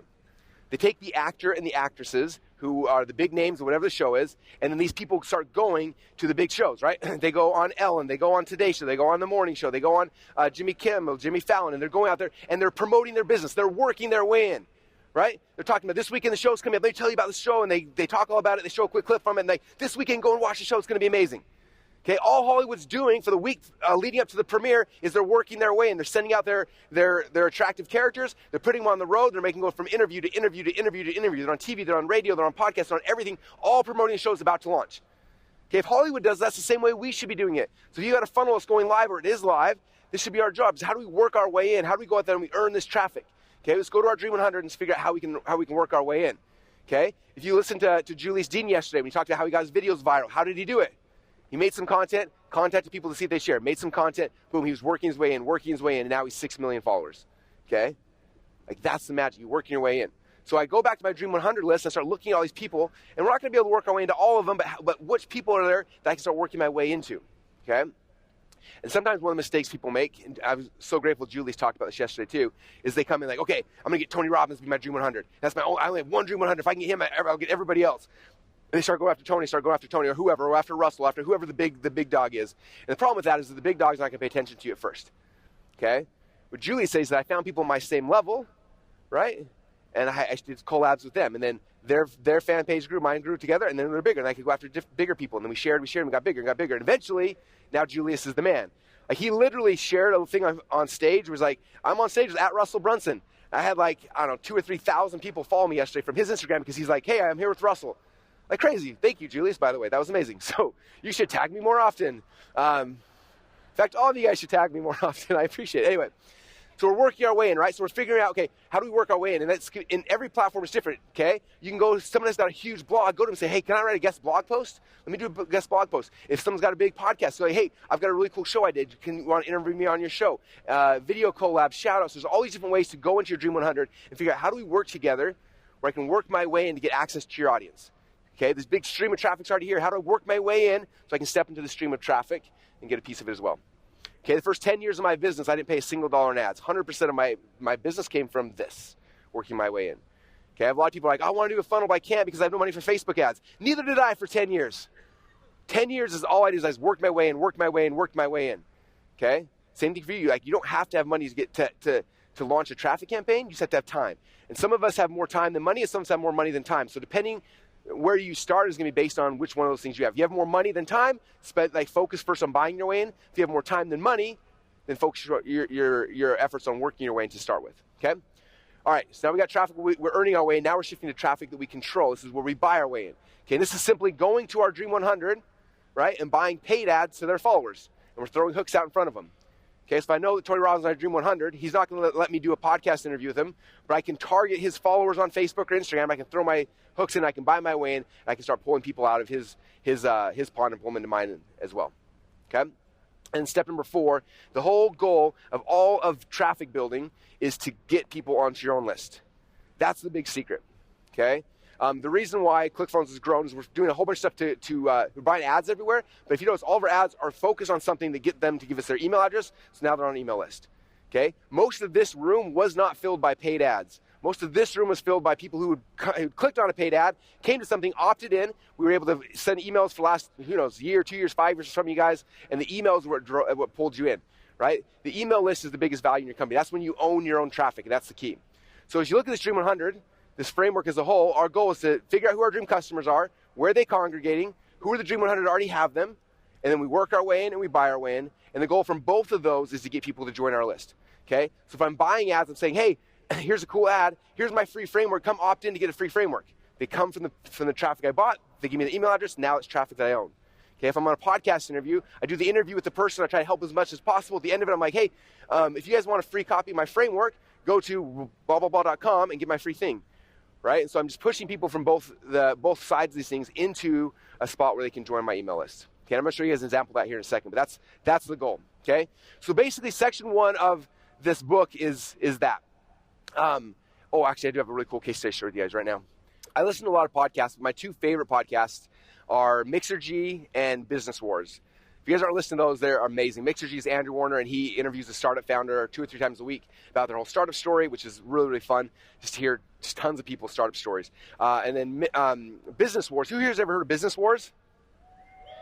Oh, for the rest of you guys, I just changed your life. Okay, so Business Wars is it's like an actual show. So they pick 2 companies in history that had a business war, and they make like a 6 to 8 episode podcast series, like a radio show, telling the story with like actors acting it out and sounds and all sorts of stuff. So they have like Coke versus Pepsi and tell the whole story. Nike versus Adidas, they tell the story. Mac versus PC, like all the amazing business wars of all time are in there, and they tell the stories, and they. It is so good. You guys will be obsessed with it. It literally should be like history class for kids. Like you should just pull your kids out of school and then make them listen to Business Wars. They'll learn history and business and a whole bunch of, like it is that good. Anyway, so I was listening to Mixergy, and all of a sudden there's a guy that pops on the interview, and it's this guy right here. Okay, his name's Jordan Harbinger. Anyone here ever heard of Jordan Harbinger? Okay, so I'm listening to this. I'd never heard him at the time. I'm listening to this thing, and Andrew's interviewing him, and Andrew's like, so Jordan, tell us the story. So you had a podcast that was getting like 6 million downloads a month. It was called The Art of the Charm. He's like, yeah, this podcast was the biggest podcast on iTunes. We were huge. And then me and my business partners got in a fight, and they kicked me out of the company. And now I don't have a podcast. Oh, he was the host. He was the face. He was everything. And overnight, that fast, boom, he lost one of the biggest podcasts in the world, just gone. And he's like, so right now I'm launching a new podcast. It's called The Jordan Harbinger Show. And I'm going to go and be on a bunch of people's podcasts and tell my story, and hopefully people come listen to me over here. So he was on Andrew's podcast. And then I started noticing all the podcasts I listened to, Jordan Harbinger was on the first one, then the second one, then the third one, the fourth one. And soon I heard him on like 30 or 40 different podcasts. I'm sure he was on a whole bunch of other ones I didn't know, going around, working his way in. Every single podcast at the end of the interview, you say, hey, if you like this content, I have a show called The Jordan Harbinger Show. Go into iTunes and go subscribe to it, and you can listen to me there. I was like, how fascinating. This guy who just lost everything at the biggest podcast in the world, first thing he does to grow his podcast is what? Works his way in. He says, okay, I know people listen to podcasts. I'm going to find every podcast listener, and I'm going to go on their shows. I'm going to talk. And he did that, okay? And he starts driving all the people to the show that he owns, okay? Then, like 2 days later, I'm listening to Business Wars, and I get done with one of the series. Each series is like, again, 6 or 7 episodes. I get to all of them, and all of a sudden, between the next Business War, there's this little short, like, 10-minute episode. And I'm like, that's weird. I've never seen Business Wars do a 10-minute episode. So I'm like, what is this? I listen to it, and it pops on and says, hey, us here at Business Wars love listening to other podcasts. One of our favorite podcasts is called The Jordan Harbinger Show. It's Jordan Harbinger Show. It's brand new, and you should go listen to it. In fact, I'm going to show you some of our favorite clips from the show. And it's like 5 or 6 minutes of these different clips that Jordan, from his show, and they keep doing call to action between each clip. Boom, boom, boom. And I'm listening to this, and I realize Jordan went to Business Wars, and he paid to get his podcast on there. Okay, he paid there, and he started buying his way into the big podcasts as well. Okay, because Business Wars is not going to do an interview with Jordan Harbinger because that's not their business model. They're telling stories of businesses in history. So he bought an episode right in the middle of one of the biggest podcasts out there, both pushing to the Jordan Harbinger Show. So I'm watching this in real time. I'm like, this is insane. This is so crazy. And so as I was preparing this presentation a couple days ago, I was like, I wonder how this whole exercise worked. He went from having to have a podcast that was getting 6 million downloads a month to having nothing, starting from scratch. And so I started researching, started finding, and I found an interview he did 3 weeks in the Jordan Harbinger Show. And within 3 weeks, he had over 1 million downloads of his brand new podcast. Is that crazy? He's doing the thing we're talking about. Work your way in, buy your way in, find your dream 100, work your way in, buy your way in. Like, that's the game over and over and over and over again. Okay? All right, so that's basically the first section here of the Traffic Seekers book. It's the foundation of everything, because all the other things I teach are like they come off of that foundation. So I want to make sure that I shared that with you guys first. Okay, so now the second section of the book is called the Fill Your Funnel Frameworks. Okay, and the second section, again, this is the part of the book that was really not scary, but like the hardest part for me to write, because traffic changes so often, right? It's always changing. I'm like, how in the world do I write an evergreen book about the most unevergreen topic in the history of the planet? And I was like, the only way to do it is to figure out what's the framework. What's the pattern? What is that thing that works every single time?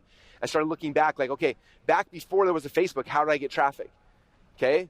How many of you guys remember before Facebook, there was a site called MySpace? Who remembers MySpace? Okay. Who remembers before MySpace, there was a site called Friendster? A few less, right? Okay, and so I started looking like how did we get traffic back then? And I started looking at what we did, and I started looking at the pattern. I started looking at the new things, and I was like, oh my gosh, there's a pattern that I do every single time, consistently. And it's funny because Rachel Peterson keeps getting me excited about TikTok. I keep trying to fight it, every time she posts something, and then my daughter Ellie's obsessed, and so we make TikTok videos together. And so I'm like, okay, I'm going to start playing this game again. And so as I started looking at TikTok, I started looking through the same framework and starts getting really, really exciting. So I'm going to teach you guys this framework, and you can use it in any platform. I don't care if it's Google, YouTube, Facebook, Instagram, Twitter, Pinterest, new platform coming out in the future. If you understand this framework, you can go into any of these networks and you can have success, okay? So step number 1. The first thing you have to understand when you go into any new platforms, if you're going to go to Google or you're going to go to YouTube or whatever it is, first you have to understand the history of where this platform has come and the goal of the founders of the platform. Okay? You have to understand where it came from so you can know where it's going. These things are shifting and changing all the time. Okay? So if you don't understand where it came from, it's hard to know where it's going, and then you're just kind of hitting, missing, and hoping for the best, right? So, for example, how many of you guys know who these two people are? Isn't that crazy? Most of you guys don't know. So these are the founders of Google. This is Larry and Sergey. They founded Google. And when they founded Google initially, it was kind of crazy. It wasn't called Google. Does anyone know what it was called initially when they first created it? It's called Backrub. That's kind of weird, huh? But let me tell you why. So they were sitting there and they were trying to figure out this whole search thing. The way search engines worked prior to Google is that basically people had search engine results, and they would list stuff, but then if you want to be ranked high, it was 100% like you pay $500 a year and you'll be listed in the search engine, right? And that's how most of the search engines work. So you were getting, if you go search for something, it was all you ever saw were like basically paid ads. Like that's all the search engines were. And so whoever rose to the top was whoever was willing to pay the most. And they're like, I don't feel like that's the right thing. And so their philosophy, their hypothesis going into this is like, I bet you that whoever gets the most other sites saying that they're cool, like that's just like whoever's linking the most back to this one site. That's how we know if someone's the best, right? And so they built their first algorithm is all based on that. So they basically came back and said, okay, here's their search results, right? Here's number 1, number 2, number 3, number 4, number 5, all the way down to 10, right? So okay, here's a website here. Each one's a website, and it said, okay, if a whole bunch of people are linking to this, let's say this site's got let's do this. Okay, people linking here, people linking. Let's say this site's got 100 links. If this one has 101, it means more people like this site. If this one has 102 links, it means more people like this site. And so it's like that means they're rubbing each other's back, right? Like this is like they have a lot of people who like this person. And so that was kind of their philosophy. So they created out the initial search engine, they put it out there, and the ranking shifted, and it worked really, really good. At the time, I think they were, I can't remember if they're Stanford or Harvard. Blanked off the top of my head, but they were one of the schools. This is where it was built out initially, and eventually they were using the school servers. It got too big; they couldn't handle it, and so they said you have to take it off of this platform and go take it somewhere else. They bought Google.com, and it became Google. Okay, so this is the whole history of the platform. How it worked was like, okay, we got to figure out who's got the most links wins. Okay, and then what happens as soon as the platform goes live, the algorithm is out there, then people like us, we're the entrepreneurs who are like, this is really, really cool. How do we beat the algorithm? How do we beat the system? What's the loophole, right? How many of you guys look at everything through that lens sometimes? Okay.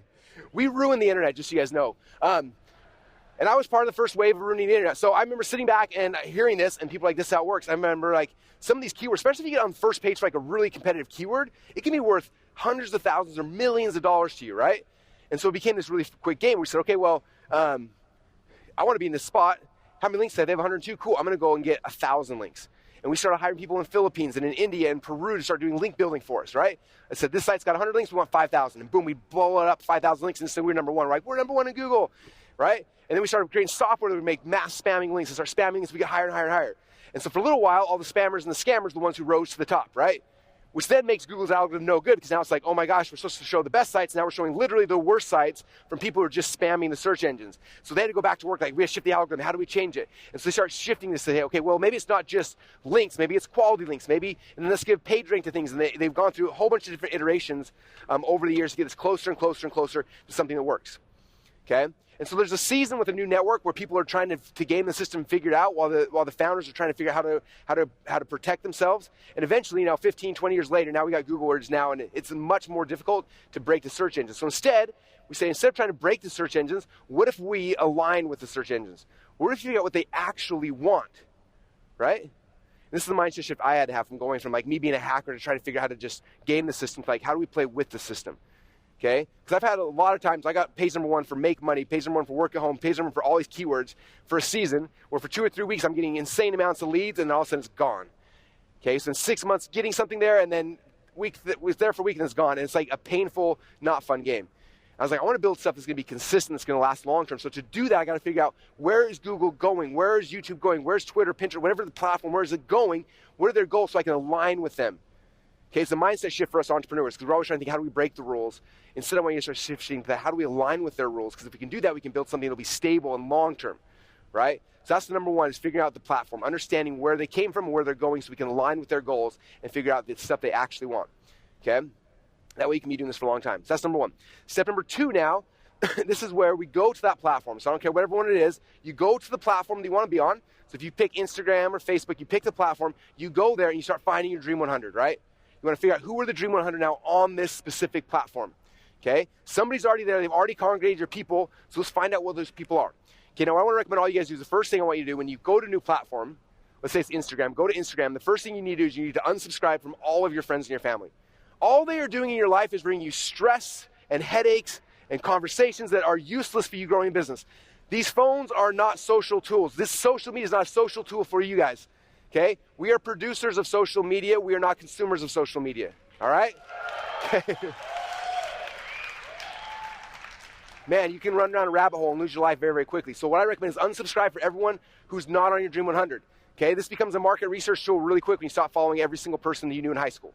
Okay, we unsubscribe from them all, and then we just follow our Dream 100. Okay, I start following on my Dream 100, and then every single day when I pull up my phone, I scroll through this thing. I'm just doing market research. What are my Dream 100 doing right now? How are they speaking to my audience? What are they saying? What are they being rewarded for? What things are showing up my feed and what things aren't? Okay, look at, like, oh my gosh, this shows up here. You know, so and so posted this, and there's like 5 likes. But so and so posted this, there's like 3,000 comments. What did they do? Why is this one working versus the other one? So we start looking, we're funnel hackers, right? We're looking at the patterns, like, what is the pattern? What does this person do that the algorithms are rewarding today? We have to be very careful, because the algorithms are always shifting and always changing, so we gotta be looking constantly, every single day, like, what are they being rewarded for today? What video did Russell post? Did it work? Did that concept, that layout, that style, that thing, did it work? Did it not work? Did you get comments? Did it not get comments? Okay, every single day our social team is posting new videos, new pictures, new images, and we're just testing stuff all the time to figure out what things are working. We're looking at every single, all the other people on our Dream 100 to look what they're doing and figure out what's the pattern, what's working today. I remember probably 4 or 5 years ago, maybe 3, I don't know, a couple of years ago, looking through Instagram, and I'm kind of weird because I follow my Dream 100, but then I follow the Dream 100 in like almost every industry, just because I'm obsessed with like seeing what people are doing. And so I follow all the fitness people, all the real estate people, I'm following all the people so I can see what's happening in other markets as well. And I remember seeing in my feed, all the fitness people started using these meme videos. You guys remember, you guys know what meme videos are? There's like a video with a headline up top and then transcripts down below.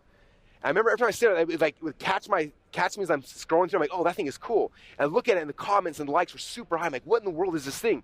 And I started looking at it. I remember like a month or so later, we had an inner circle meeting, and Brandon and Kaylin came up. And when they did their presentation, they're like, you guys, meme videos are killing it for us. They showed us, like, oh my gosh. And so all of a sudden, all of us in the inner circle meeting that day went out and started doing meme videos on our own platforms.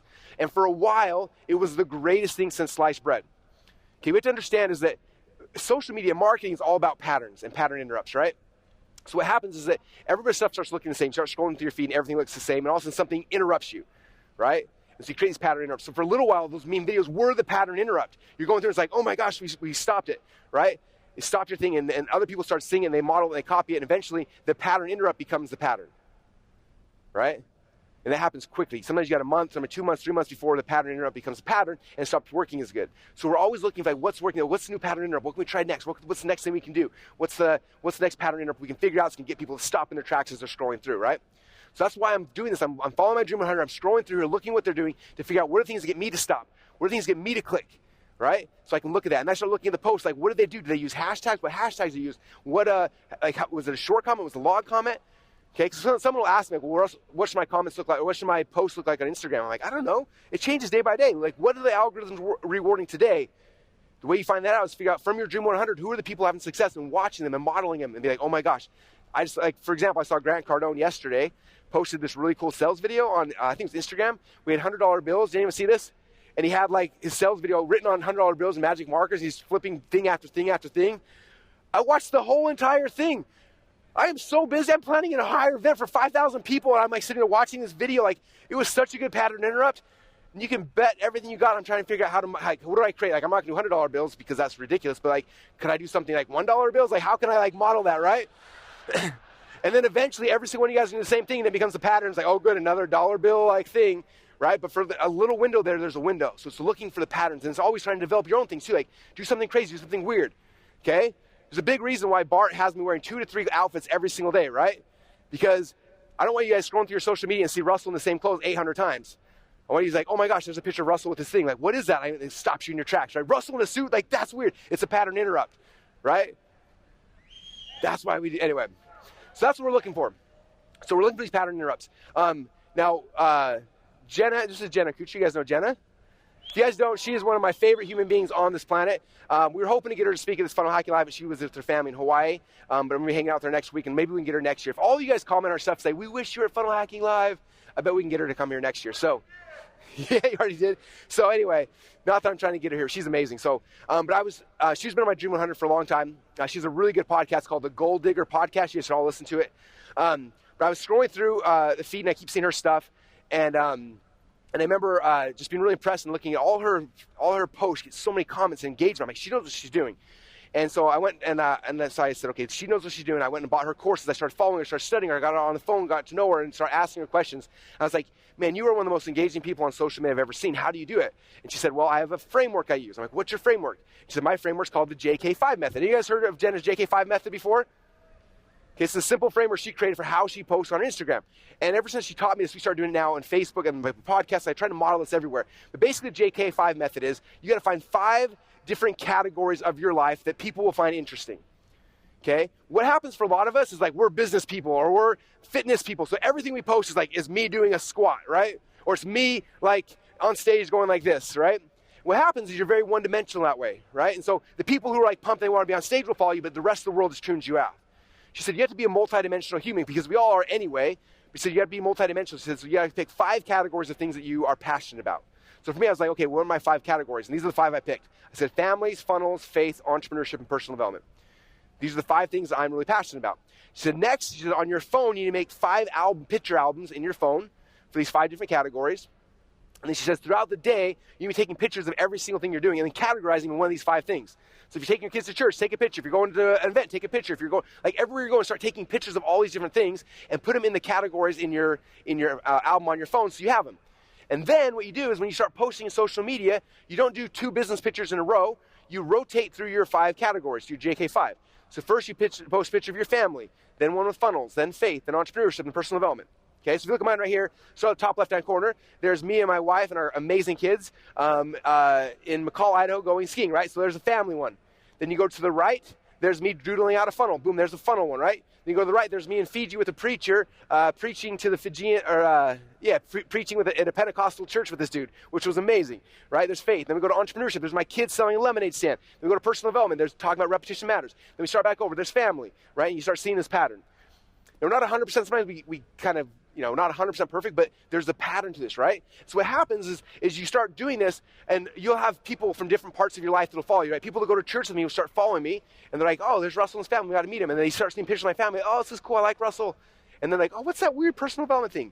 What's this funnel thing? What's this? And all of a sudden they start seeing this, and eventually they start asking questions. They start coming into your world, and they're like, oh, I like Russell because I know he's a family person. I know his family. I trust him there. What's he doing over here? Okay, I got in this audience probably 5 or 6 people that go to church with me who didn't know what I was, and they followed me on Instagram, and now they're here at Funnel Hacking Live, right? Okay, that wasn't by design. That's what happened, right? Same thing with personal development, entrepreneurship, family. Like you do these things out there, like my family posts, right? Like I go to my kid's soccer game, and no one knows what I do. They all assume I'm unemployed or something. That he drives this weird Jeep, says Funnel Hacker. But I get to know them at soccer games and stuff. They follow us on Instagram or on Facebook, and they see me posting pictures of my family over and over and over again, right?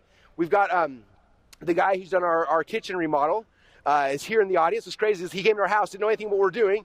It's like, I'm building this kitchen at Russell's house. This is kind of weird. Followed me on Instagram, so listen to our podcast, and now he's at Funnel Hacking Live, right? And Todd, you having a good time so far?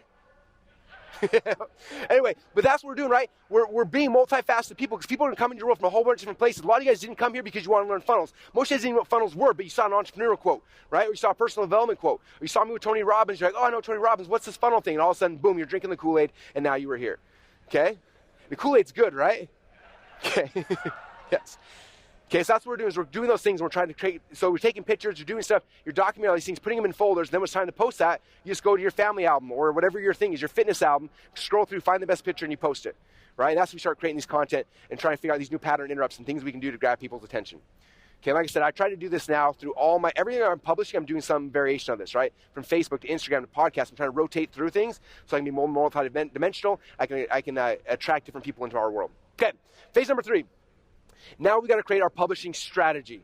Okay, we found our Dream 100, we're following them, we're seeing what they're doing. Now we got to look at this and say, what's my publishing strategy?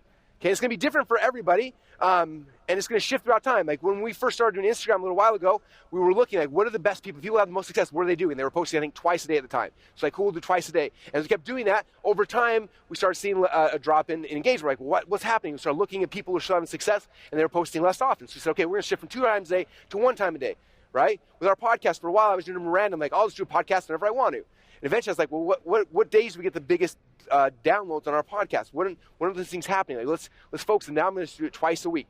Right now, even twice a week, they go out at the same time, same day, because we figure out what works best for us. Right? So whatever platform you're going on, you got to figure out a publishing strategy you can be consistent with. Okay? Consistency is the key, because most of the time you go into a platform, posting once or twice is not going to do me very good. Okay, it's posting once or twice for a year, and then 2 years, and then 5 years. Right? I think I am 7 years into my podcast now. But it's consistent. I remember when I started my podcast, I was like, if I have to go into a studio with a microphone and a thing and people editing audios, I will never do this podcast because I can't be consistent with it. But I said, but if I start a podcast called Marketing in My Car and I just drive around and I talk on my phone, I drive in my car almost every day. Like, I'll just do it that way. And so that's how I started. Jumped in my car, I started driving, I started telling my story, I started documenting my journey. Okay? That was pre-ClickFunnels. That was on the back end of a huge business failure. And we started publishing, right? And so that's the key, is just being consistent, figuring out a way you can be consistent with. So don't go do TikTok if you know there's no way I'm going to be posting videos twice a day of me dancing and lip syncing, okay? Don't do it, okay? But if you're like, this fits my vibe, this is what I like to do, I enjoy this, and then do that, right? Pick one platform that you can be consistent on, okay? If you're a writer, you like blogging, like go to medium.com, set up a free account, start blogging on Medium, right? If you're a podcast person, do a podcast. Like, figure out the platform that you want to go into where you can publish consistently and then start doing that, okay? You create your publishing strategy and then you stick it to it, okay? Now you have your publishing strategy. Let's say it's podcasting, your podcasting. Now it's like, okay, what are the other podcasts my people are listening to? Okay, so I mentioned this earlier, but it was this little epiphany we had one day that was so dumb, but I remember freaking out and I ran into Dave's office. I was like, Dave, I just had this huge aha moment. Do you remember this? I was like, this is insane. He's like, whoa. I'm like, okay, check this out. People who read blogs. He's like, oh, deep thoughts by Russ. Like, what time did you go to bed last night? How long have you been here at the office? I mean, no. But like, check this out. People who listen to podcasts, they listen to podcasts. So, yeah. Man, you are a deep thinker today. No, but people who read emails, and I started going through this, and he's like, what's the point? I said, the point is this. Right now, we're trying to pull Dream 100 from everywhere. I was like, if we want people to listen to my podcast, I got to find out, because the people who are going to listen to my podcast are already listening to podcasts. It's hard to get someone who likes to read blogs to shift how they consume content to podcasts, right? Who are my podcast people? Who loves listening to podcasts? Who here are my readers, like to read blog posts, like read content? Who here likes watching videos? Okay? Everyone's got different modalities of what they like. And so we tried for a long time. We were doing Dream 100, I remember it was actually the Expert Secrets book launch. We did the Expert Secrets book launch, and we were doing Facebook Lives with all of the people that had big audiences. And so I was doing this Facebook Live with somebody who has this huge email list, and we did a Facebook Live, his fan page, and we had 3 people show up. And we're sitting there watching, and I was so angry. I'm like, we spent 45 minutes on this interview, and 3 people showed up. I was like, dude, he's close enough friend, I could be like, dude, like, you had 3 people show up? Seriously? Like, you wasted both our time for 3 people. And he was like, well, I don't have a big following on Facebook. My email list is huge. He's like, you should have just had me send an email to my list. And I was like, why didn't you tell me that before we got started, right?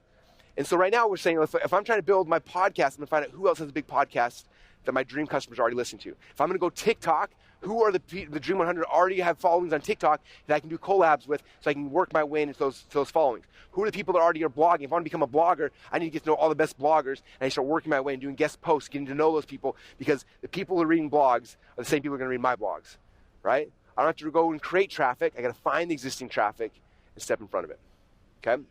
All right, now as you're working your way in, one thing that I learned the hard way, So I am obviously a hardcore direct response marketer who loves to sell stuff. How many of you guys are cut from the same thread as me? Okay. So I remember social media first came out. I didn't really get it. I remember being frustrated. I set up a Twitter account. I was like, sweet, this is awesome. And I bought a Twitter bot that like you should like go friend a million people, then unfriend them after they follow you. And I got like 100,000 followers overnight. I was like, this is amazing. And then I started spamming out links to all my funnels. I'm like, hey, everybody go buy my crap. Go buy my stuff. Go buy my stuff. I kept posting these things over and over and over again. And guess what happened? Nothing. I was like, this doesn't make any sense. Why are people not giving me money? And I remember being so mad and just like perplexed. Like, I don't get it. I got a following. I'm sending offers in front of them. Why are they not giving me money? About the same time, one of my favorite marketers in this community, Perry Belcher. He spoke at the very first Funnel Hacking Live. How do you guys know Perry Belcher? He's one of the founders of Digital Marketer. He's just an amazing guy. And about the same time, he jumps on Twitter. And I'm like, I'm going to kill Perry. My Twitter software's getting me way more followers than him. But he starts doing a thing. And he starts growing his following. And then and I noticed, though, he's not selling anything. I'm like, why is he wasting his time here? Like, he should go sell something to his people. And I'm watching him. And he does this thing for probably 6 months, builds up a huge thing. He ends up getting, I don't know, 100,000 plus followers on Twitter. He's just talking, hanging out, people doing all sorts of stuff. And then one day, he did a Twitter webinar to just his Twitter list. And they had over 10,000 people show up live to this webinar. In fact, I remember because they called us saying, hey, can you have a GoToWebinar account we can borrow? Our account holds 1,000 people, and we have it's like 30 or 40,000 people registered for this thing. So are you serious? And they were daisy-chained together all these webinar platforms to get everybody to come on to be able to do this presentation. So all these people come, and like 30 or 40,000 people register, 10,000 people show up live on this webinar. They do the webinar. They crush it, like 2 Comma Club in an hour. And I remember sitting there being like, this is amazing. And so after the dust settled, I called up Perry. I was like, dude, I don't get it.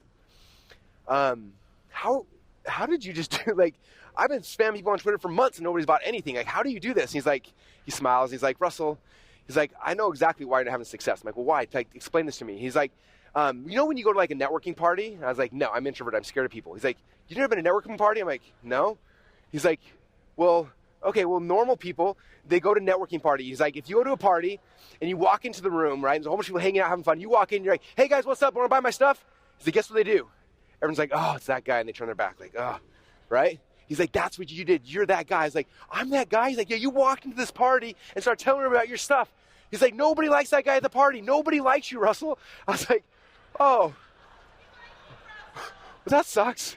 I was like, well, how do you play this game then? He said, okay, this is how us extroverts do it. He's like, you go in the party and you become the life of the party. You talk to people, you have fun, you tell stories, you tell jokes, you introduce people to each other. You're like the person who's like the connector, and you have a bunch of fun. And suddenly everyone's like, man, Perry is the life of the party. He's the most fun thing, right? He's like, you're having fun at this party. And then he said, when the party's over, you invite people to come back to your house. He said, they come to your house. They walk in the house and they see the picture of your family on the thing. They see things that are important to you. See your bookshelf. They see all the stuff that you care about. Is like they're in that situation. Then at your house, where it's you and them, different location, away from the party, that's where you invite them to buy stuff. I was like, oh my gosh. He said, look at social media as a party. You're going to these places, Facebook, Instagram, Twitter, YouTube, LinkedIn, one of these places. You're not going to spam stuff. You're going to go build a relationship, to be the life of the party, get to know people, get to connect people with each other, become the person that everybody loves, and then be like, hey, you want to check me out? Come back to my YouTube channel. Come check me out. This is where all the stuff's important to me is over here. Oh, you want to check me out? Come over here to my Instagram. This is where all the stuff's important to me. And they come over to your home, and then there, on that platform, you have the ability to start connecting and communicating and pushing people into your funnels from there. And when he told me that, I went back and I deleted my 100,000 fake friends, deleted all my posts, and I started over from the very beginning. And that's been now, probably 8 years ago. And I'm not the best at it. I'm still the introverted guy who doesn't understand networking, but I'm there every day. I'm putting in the time. I'm on my phone, connecting, talking, commenting, introducing people. In fact, this is how I got to meet this amazing human being right here. You guys had a chance to hear from him on day one. When he wrote his very first book, Trust Me, I Lie, I'm like, this book is insane. The Dark Art of a Media Manipulator. Who here's read this book? Like, it's ridiculous. I wish I could just tell you about it, but you should, like, it's, anyway, I read it, I was like, this dude is the man. So I followed him. He came on my Dream 100 on all my platforms. And for years, I've been following him and just watched as he published his first book and his second book and his next book. And, like, he's become, like, one of my favorite authors of all time. And, like, 3 or 4 months ago, he posted a picture right here on the left here, and this is his new manuscript for Stillness is the Key. He posted it, and I was like, oh my gosh, you have another book coming out. So I commented, I was like, dude, your book's amazing. Like, I love you. I'm so excited for your new manuscript. Okay? 15 minutes later, I get this private message from Ryan. who I didn't know even knew who I was, said, saw your comment on my post on my book. Really cool, man. Your stuff has been super helpful for us over the years.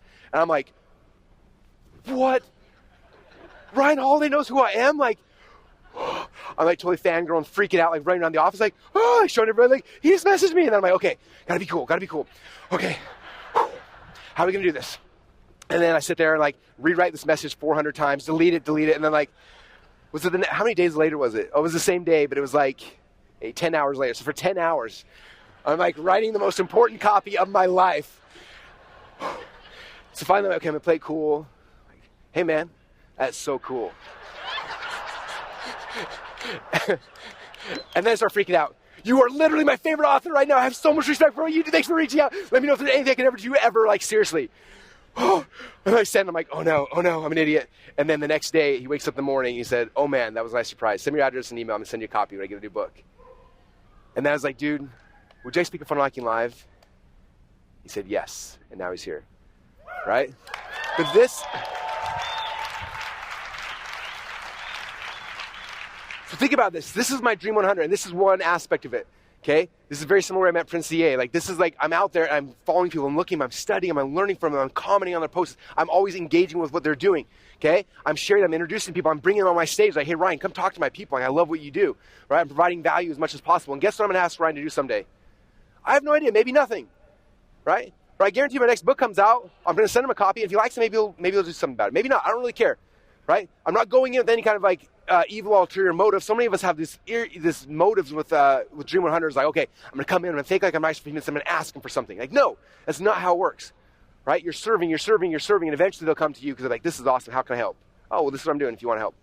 But don't go in looking for something, okay? How many of you guys watched the video we did with me and Tony Robbins talking about my Dream 100 journey with him? The 10 plus year Dream 100 journey it took me to get him to do something. Right? If you haven't, go watch that. It's on YouTube. It's amazing. It talks about the journey and what I did. I was never going in to meet Tony to try to like take something from him. I was like, let me come and see how I can serve him. And how I can serve him. And eventually he's like, man, this guy keeps serving me. Russell, what can I do for you? I was like, oh, I have a new book coming out. Do you want to interview me? He's like, sure. Boom, 3 million views later, we sold a crap ton of books. In fact, I would assume probably a tenth of this audience probably came from that Facebook Live I did with Tony when I introduced the Expert Secrets book to his audience. Okay? So that's what we're doing. We're working our way in.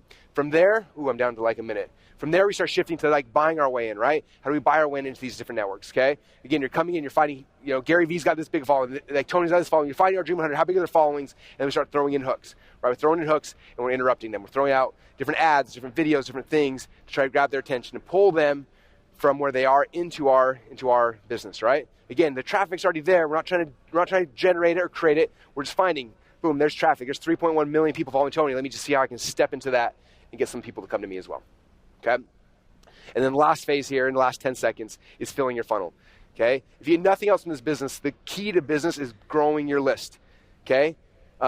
Traffic is going to go up and it's going to go down. It's going to shift. It's going to be really good sometimes. It's going to be really, really bad sometimes. Kevin, I think this is my 16th year in this industry.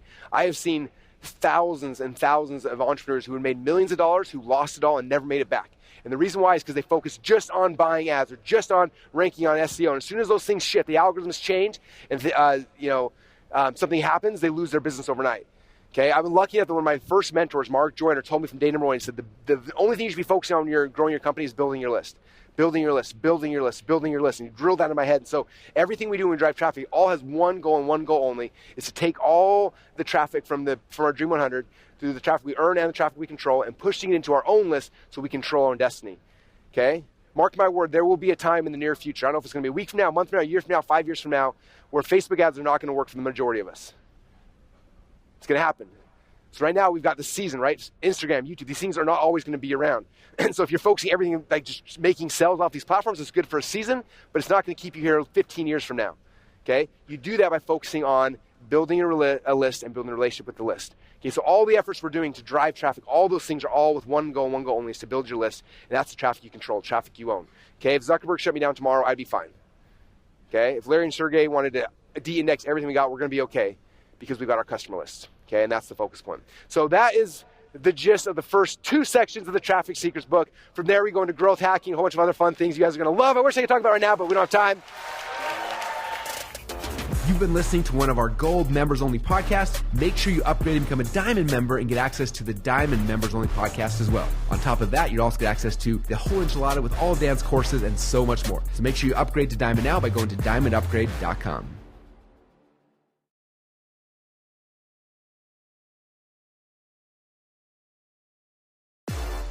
You are listening to the Magnetic Marketing Secret Gold Members Only podcast. All right, welcome back, everybody. We ended with talking about, sales letters, should they be pretty or ugly, and then a great story of how you used your sales letter to convert the non-buyers. But why don't we talk a little bit now about, once we have our message crafted, our sales letters built, how in the world should we deliver them? Through the post office, FedEx? Should they be flat? Should they be ugly? Should they be dimensional? So there's three questions, right? One has to do with your maximum allowable cost, which has to do with what is it worth to get a response. So in some businesses, it's worth $5,000 to get a response. In another business, it's $500, and in another business, it's only $50. The more you spend, the better. So that's a whole math economics.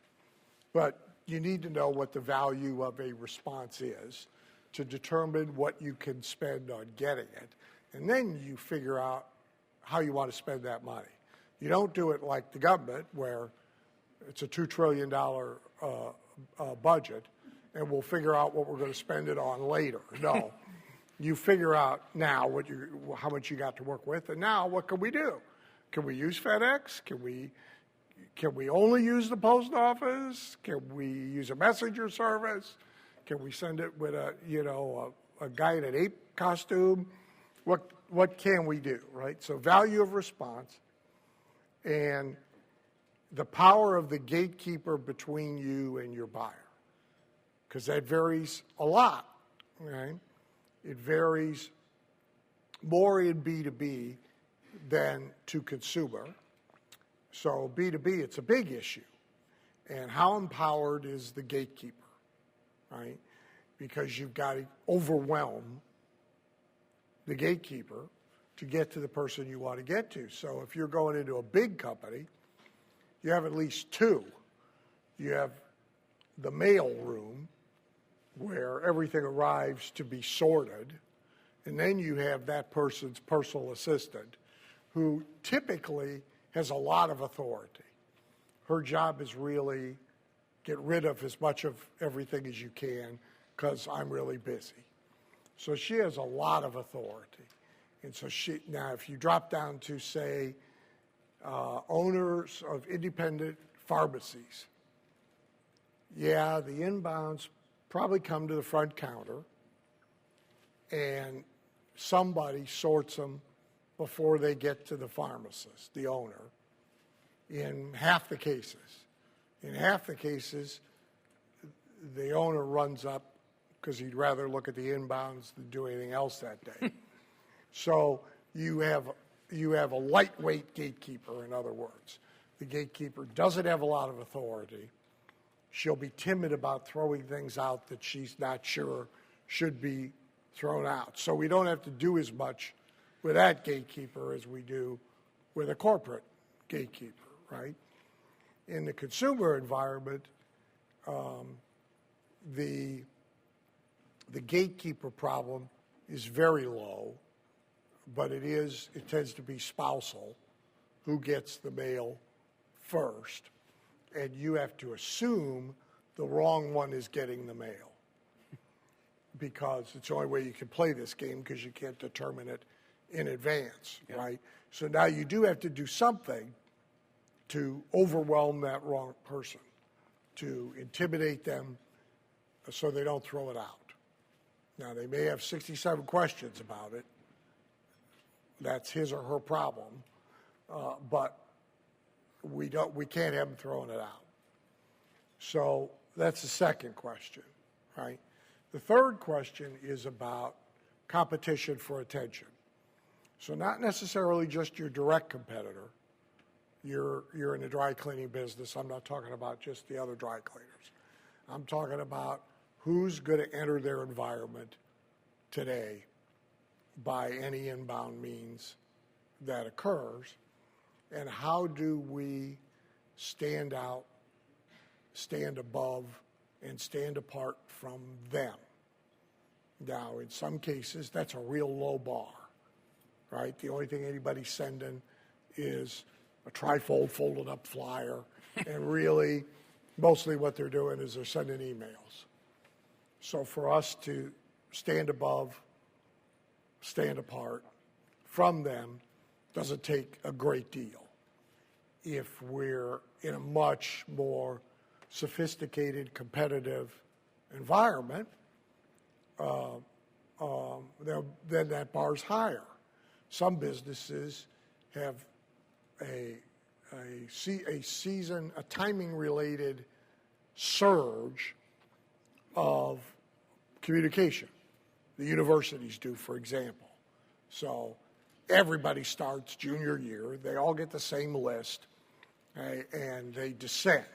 If any of you, if you've got a kid who recently went to college or is of that age now. My daughter right now, we're bombarded. Yeah, the game literally begins on a certain messaging. day. Yeah, over 50% of all of it is done by one agency. There's 3 big agencies in the business. So they're even sending emails and driving to websites and sending mail for 5 competing universities all to the same list, right? So now, to stand above and apart from that hurdle's pretty high. So you have to figure out how different you have to be, right? Then, your ability to do it well comes from selection, okay? So your ability to spend comes from selection, discrimination, self-qualification. So somehow you want to reduce the size of the prospect base, who you're going to mail to, or with the very first step, reduce the size of the prospect base of who you're going to mail to, so you can spend more money on fewer people with a higher probability of interest, of willingness to pay attention. So now sometimes you could do that just by selection out of a mailing list. Yeah. If you can't, then you need a lead generation strategy that literally makes people ask for the sales letter. And now you can send somebody a real elaborate package and invest in that. More often than not, for years, when I say direct mail, I really mean partially or wholly FedEx. So more often than not, at least a couple of times in a campaign, we're using FedEx. We're not using mail. Simple reason is it alone will often overcome the gatekeeper, prevent itself from being thrown out without getting a look. It gives you a chance. You have 100% shot. You don't with anything else, even like priority mail. People will throw it out unopened. They will let it lay around for days. They will, but they don't do it with FedEx. Now, by the way, there's also cheap media. So you have nearly 100% with every door direct mail. The consumer is responding to that like they did and do to Valpak. So you have 100, Valpak's the only direct mail other than the IRS mail that has 100% open rate.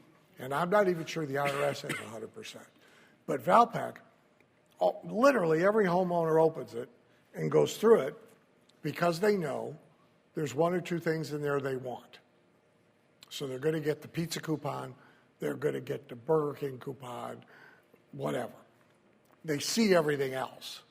You got 100% shot. And that's a cheap media. Even if you spend more on it, I mean, I had a client for years. We mailed an 8-page sales letter folded up in the Valpak package. It like leaps out because it like starts to unfold when the pressure of being put in the Valpak. So it's not that there's not cheap media you can use. Big, giant postcard, which I've used for a lot of clients, like huge. Yep.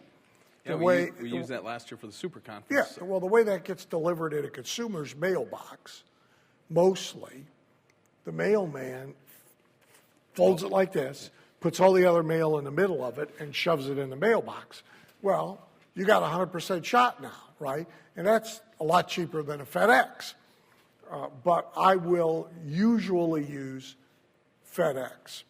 For the main sales letter, I will almost always use multimedia, meaning print, audio, and if possible, video. And when you see big advertisers who do direct response, which means they count. So brand advertisers don't, and fundamentally they can't. But direct response advertisers actually count, right? So when you see financial offers on Fox Business, for example, the lead generation for Charles Payne's coaching program is a free book with a free DVD. The lead generation for the William Brothers, I can't say their names, which is run by the same company, is a free book with a free DVD. In fact, as recently as 3 months ago, they were running free book only, and their newer commercial has a bonus free DVD.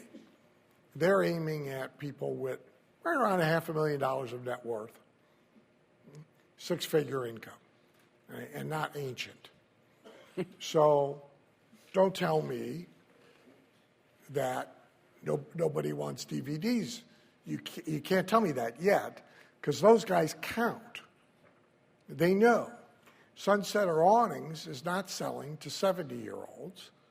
They're selling to 30 and 40-year-olds for their house. Free DVD. So don't tell me, right, that nobody wants them and nobody watches them, because these people know better. I don't even need to test the proposition. So I will almost always use multimedia, delivering the same message. So again, back to what we talked about earlier, how do I build the audio CD? I take the sales letter, right, and I chop it up, and I turn it into an interview. And then, depending on the capability of the voice of the business, for you, I would turn the sales letter copy that answers the question just into bullet points and let you free range with the bullet points. Yep. Somebody of lesser capability, word for word, here's your script, right? Memorize it, if you please, and also have it on a prompter so you can read it. But all I've done is audioed the sales letter, right? Because some people will listen and not read. Some people will read and not listen. Some people will read, then they'll listen. Some people will listen, then they'll read. In the consumer environment, if you're making any kind of a decent-sized sale, you have both spouses. Well, Mary may read, Bill may only listen, right? So this is odds. This is how can I give myself the best chance. That's what all this is about, delivering media. How can I give myself my best chance of getting a fair audience for my message? Someone who will give it their attention and consideration. That's what it's all about. Very often it's multi-piece. That's the Publishers Clearinghouse theory of direct mail. right? Which is if you have 16 pieces in the envelope, when they open the envelope, they all fall all over the damn place. And it's not easy to throw out, and any one of the 16 may catch their attention. Yeah. Okay? If you have a really long sales letter, sometimes you'll cut that up into the pieces on the right side of the two-pocket folder, as long as everybody isn't doing that in your category, because it doesn't matter what they start with, as long as I can get them interested to now go through the whole process. So your delivery media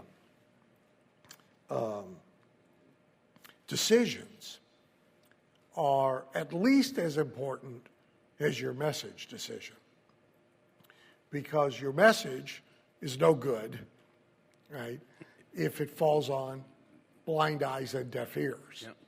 Somebody has to give it their consideration, and you have to win that battle. We have a B2B campaign. It's in its 5th year. I get a royalty check every month.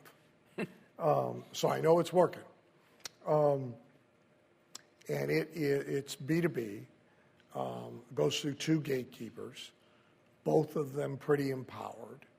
So it is FedEx with a sealed package inside that there's no way to disguise you opened it if you opened it, because of a big decal thing that you would slit through when you opened it that marks it confidential to the recipient, right? And then if you open that, there's another sealed thing that you have to deal with. So the gatekeeper has to be willing to toss that and not have that CEO coming out 4 days later saying, hey, I was supposed to get a FedEx, with a blue sealed bag in it. Have you seen it? See, that question she doesn't want to hear, right? Now, once you do that, you got to justify it inside, or the CEO is mad, Yeah. right? Because it's not confidential, and it's not, so you con your way in. No, you have to justify it. But that's what the delivery media decisions are all about. So let's talk a little bit about, sneak up versus screaming testimonials on an envelope. So, certainly Craig Simpson and I had a conversation 6 months ago about some lead generation we're doing in a specific niche. And certainly one of the variables is, do you put a return address on it, or you put no return address on it? You have handwriting font and real handwriting font versus, printed. Do you have real stamps versus not? And then do you just have an envelope that's totally covered with your entire message? So you want to touch on that? Yeah, so let me give you both sides of the argument, and let me give you then the smart way to play it. All right? So the late, great Gary Halbert, who would be right more often than wrong about this, but you really have to be careful. I say don't step in the dogma, because anybody who does a thing a lot and has a method they're successful with, it's very hard not to become dogmatic about it. Here are the 10 commandments. Yep. Further, that's what people want. See, they do not want complexity. So we, me included, tend to sell one way. Yeah, here's how to do it. So the Halbert argument would be, if you had to make a sales letter work to cold prospects, and you only had one chance, so we kidnap your kid, and we hold your kid hostage, and we give you a list, and we let you do a mailing. You can do anything you want, but it has to be mail. And you got to get 2% response rate or better, or we cut off one of the kids' fingers. and then we let you try again. Or you usually preface this by asking, do you have kids? And people say yes. And then, well, the one you like. Visualize the one you like. Right? And so we let you try again. And if you fail, we cut another finger off. If we run out of fingers, then we just finish the job and kill the kid. Are you going to send an envelope that screams junk mail and has pictures and coupons and testimonials all over it? Probably not, right? And he will guide you into, you're going to try and sneak up, okay? You're not going to let this recipient know until you have a shot at them with the top 1/3 of the page to get their interest. And you're probably going to do that by stapling a dollar bill. So you're going to arrive at some version of the Gary Halbert dollar bill letter in a complete sneak-up envelope, no company ID, typewritten or handwritten return address, real handwriting done by real old ladies in a room, and real live postage stamps. That's where he's going to get you to. And more often than not, he's right. However, the times that isn't right, there's a lot of them. And if you look at controls in any given year of all the big mailers, you see more of the billboard approach. So the entire outside of the envelope is used. Yeah. And it's from Omaha Steaks, and it says free steaks, and the deadline is 3 weeks from now, and there's a fake check showing through the window, all that. You will see more billboard mail than you will see sneak-up mail. Now, part of that, Halbert will argue, is because everybody's an idiot, and they never split test the sneak-up against the billboard. And more often than not, he's right about that, too. However, right, there are controls that are billboards that have been mailed in the millions by people who can count for years. So to be dogmatic about sneak up and not test billboard is stupid. Okay? Because ultimately, nobody's opinion matters except the buyer. And as they say in the investment world, past performance is no guarantee of future results. So there's really only two smart answers to this. One is split test. Two, if you're in an environment where you can't, list is too small, for example, rotate. Do one, count to 10, do the other. Sometimes what you'll discover, which is happy making, is they both work. Okay? Slight variances, they both work, and they get a different customer. Which is what we talked about earlier today. So I had a client, a Go by the Edge. We had an infomercial on the air for 9 years. Lead generation TV show. Still holds the record. Longest running pure lead generation infomercial ever. Probably one of the junkiest, too. So ugly sales letter, ugly show. I mean, really ugly. Particularly the first version. We reshot the show because TBS, Turner Broadcasting, wouldn't air it because it was too ugly. So ugly. And I mean, when we reshot it, I was paranoid about changing things. So like one of the 3 testimonials that came on the show, so it was like, if you never saw the show, we did Johnny Carson. So the first guest, and then they moved from the chair to the couch, and then the next testimonial, and then they moved to the couch. So the second guy, he tapped his foot on the floor because he was nervous. The entire time he was giving his testimony. Now, the first time we shot, the fake hardwood wasn't tacked down well, so you heard that because the floor was coming up and down when he was doing it. So for TBS, we actually tacked the thing down, but I begged him, tap your foot. I don't care if you're not nervous now, act nervous, because I don't want to change what works, right? But so he ran magazine ads too. At that time, there were still a lot of opportunity magazines. There are only a few now, but there were like 15, 16. Opportunity, home-based business, spare time income. They were all sold on the newsstand, grocery store, Walmart, Barnes & Noble, and they were mass mail. And he actually was there before we did TV. And he ran a picture, what I would call a pictorial ad. You might call it a pretty ad. So it was full color. It had a nice picture of the gold thing that sits on a table that you sell the gold from.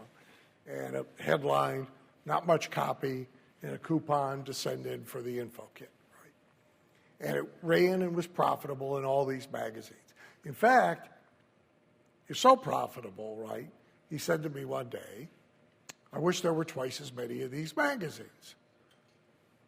And I thought about it, and I said, well, that wish ain't, coming.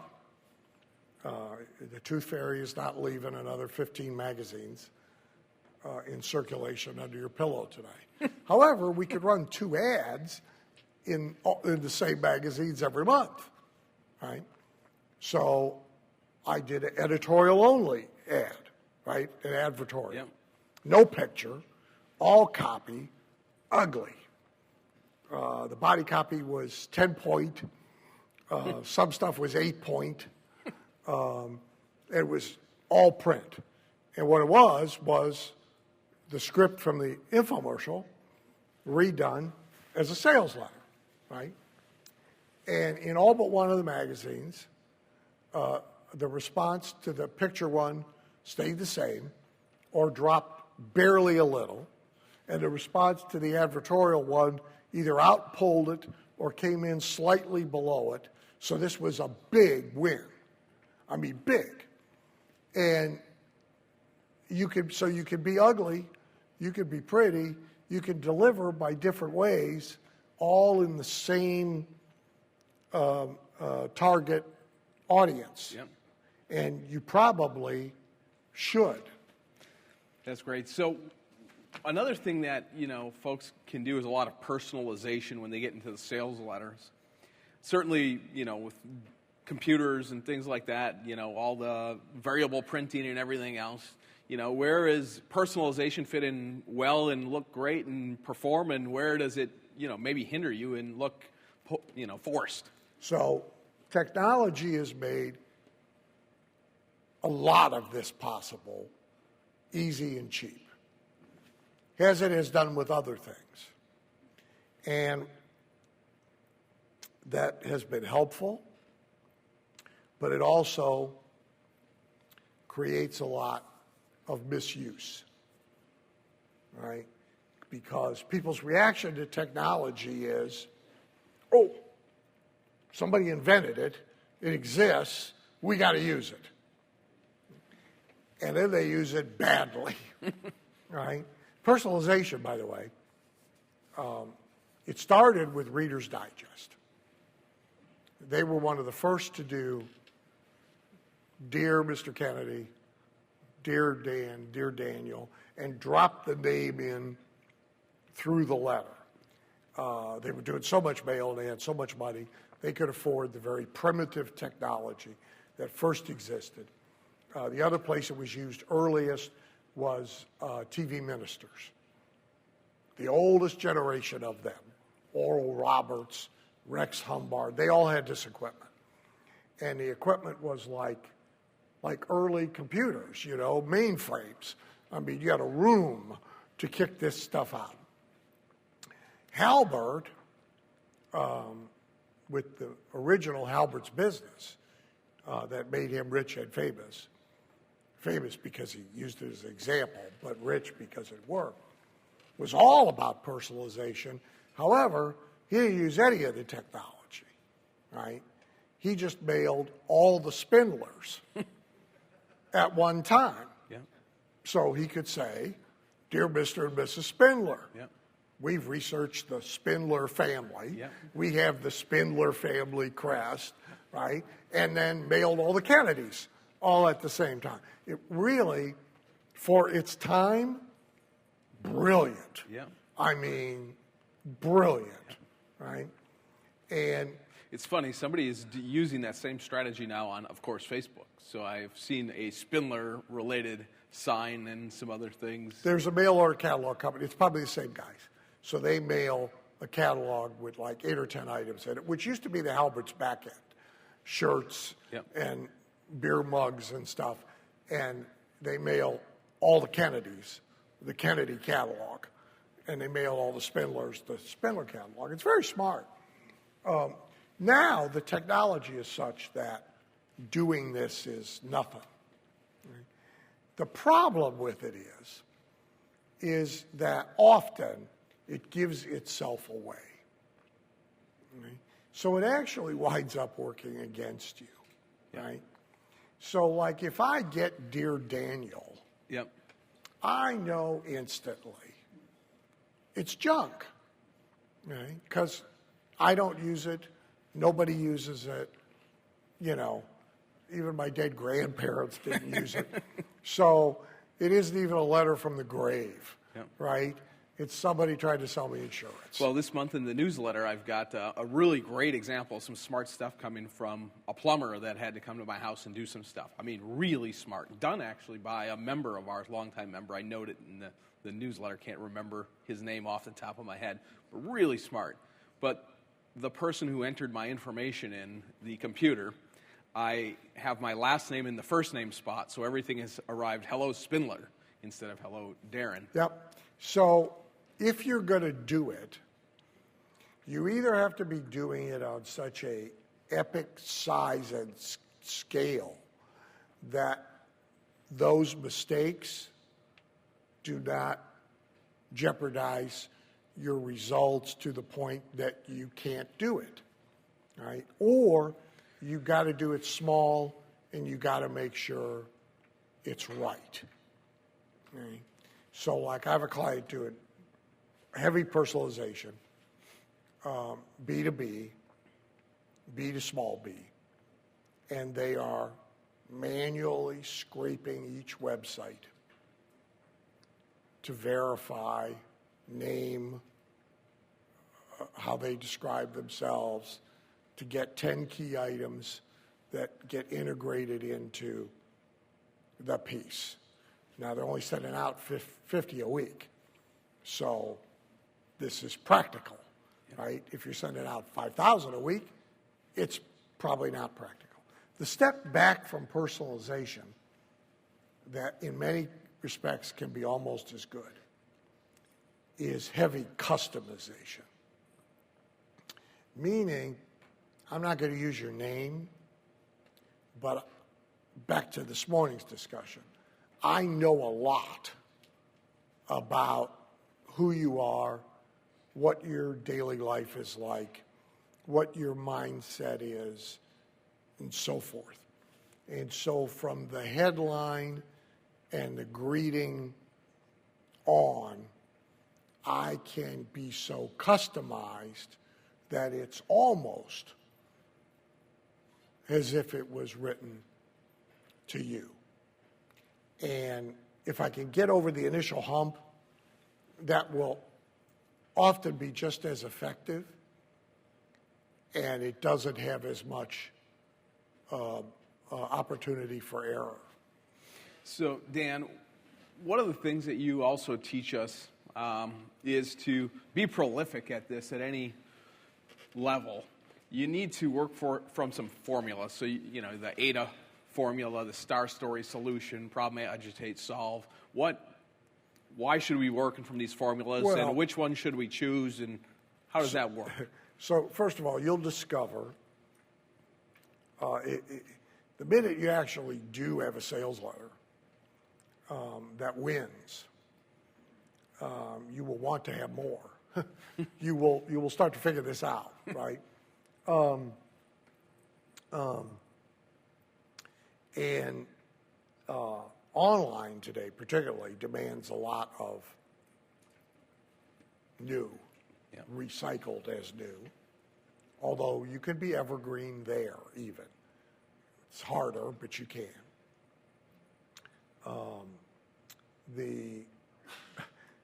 A client of mine just sold his company, and we have a 24-page, it was mailed, 24-page sales letter. Has a sales letter online. And it's just sales letter put on a website with thumbtacks. That's all it is. It doesn't have any links in it. It doesn't sing. It doesn't do shit. I'm sure the new owners love it. Just the sales letter. Right? It's been up there for 8 years. It's evergreen. Right? It works. Right? First thing they did, kill it. Why? Because it's old and it's been up there too long. I'm going, it brought in the same amount of money last week that it did 8 years ago this week. It's like, it doesn't matter if it's old, right? I mean, they gave, Carl and I watched the Kennedy Center Honors because our tax dollars pay for them on CBS on Sunday night, and Dick Van Dyke was one of the ones who got an award. And Dick's fine. I mean, he's like 90. I mean, he's fine. It's like when Bob Newhart did Big Bang Theory. Did you see Bob Newhart in Big Bang Theory? I mean, Bob is like, 100. and he's so much better. He was so much better than everybody that does Big Bang Theory. It isn't even funny. I mean, the guy's timing is better. And it probably should be. So who cares if the sales letter's old, right? Yep. I mean, I used to even argue with Zig about this because Zig would tweak 2 or 3 things in his speech in every city to tie to the current news. I'm going, Zig, sleep in. I mean, at your age, sleep in. This thing works, right? You don't need a new speech. Leave it alone, so they took it down. So you can quickly have a need to be prolific because you will want to do more of it, right? If you have a 3-step appointment, no sales sequence that works, if you have a brain, you're going to want to do a 4-step and see if you can get positive ROI on a 4-step. And then you're going to want to do a 5th step. And then, if appointment, no sale works, would pre-appointment help? Right? And now you've got to create all this stuff. And you've got to be fairly fast at it without being crappy at it. So the way to be fast without crappy is to start with formulas. Never a blank slate. That's like fatal, right? And Leonard Stern, TV producer, old show McMillan and Wife with Rock Hudson. Leonard was one of the 3 partners of the company. First job I ever had, only job I ever had, et cetera. And Leonard found that I had an ambition to write. And so the gift he gave me, it's on my desk right now. It's a little wood block, a white block, it's about this big, and it's got the schematic of the brain on it. And on the top it says writer's block. Right? And he said, you never need to have a writer's block as long as you never try to start without a formula you are going to fill in. Okay? So, particularly for amateurs, But even pros, there's maybe 5 that are worth study. Yeah, they're the old reliables, right? And certainly attention, interest, desire, action. Attention, interest, invalidation of other options, desire, action. Some version of that is an old reliable. Halbert's star story solution, an old reliable, right? Now you can take your stuff and you have a way to start organizing it, right? And that buys you speed, right? It's the equivalent of paint by numbers, right? You can, what's his face? The painter guy that, I think he's the guy everybody's got he's on TV. The big hair guy? Yeah, the big haired guy. Yeah, Bob Ross. Yeah, Bob Ross. He's made a comeback. He's very popular of late. Yeah. I think it's a pandemic related thing. Yeah, and I think he's dead. And I don't know, but yeah, he's very popular, dead or alive, who knows? But I mean, he gets you to a painting in an hour, right? Because he's got a formula for it. Yep. Right? It's not, here's a canvas and here's paints and, do something, right? So the formulas are, they're in the book. Star story solution isn't in there, but the variations of attention, interest, desire, action are. Problem, agitate problem, solve problem. Yep. It's in the book. I probably use that as my framework more than anything else, right? Yep. What is it that really bugs these people, right? Oh, chiropractors hate being third-class citizens. But dentists, by the way, hate not being MDs. Okay? They hate it, okay? Because people say behind their back and to their face, they're not doctors, right? Mom says, Tony's a doctor. What do your kids do? Tony's a doctor and Bill's a dentist. Right? So this understandably irritates them, which means you can agitate it, right? And you can get them really pissed off about it. And then what's the solution? Make 5 times as much money as the doctor or the lawyer and buy mom a new house that they didn't contribute to and stick it where the sun don't shine. That's the solution, right? Now, the implementation of the solution could be a coaching program. It could be a new whiz-bang piece of equipment for the office. It could be how to invest in real estate in 5 hours a week or less while you run your practice. See, it doesn't matter what the product is, right? Because the product is just a means of the solution. They should want your solution so bad that if you told them the way you get the solution is every night you smear yourself with horse shit and you sleep in horse shit, right? And they all go, well, okay, because I want that bad enough. That's selling.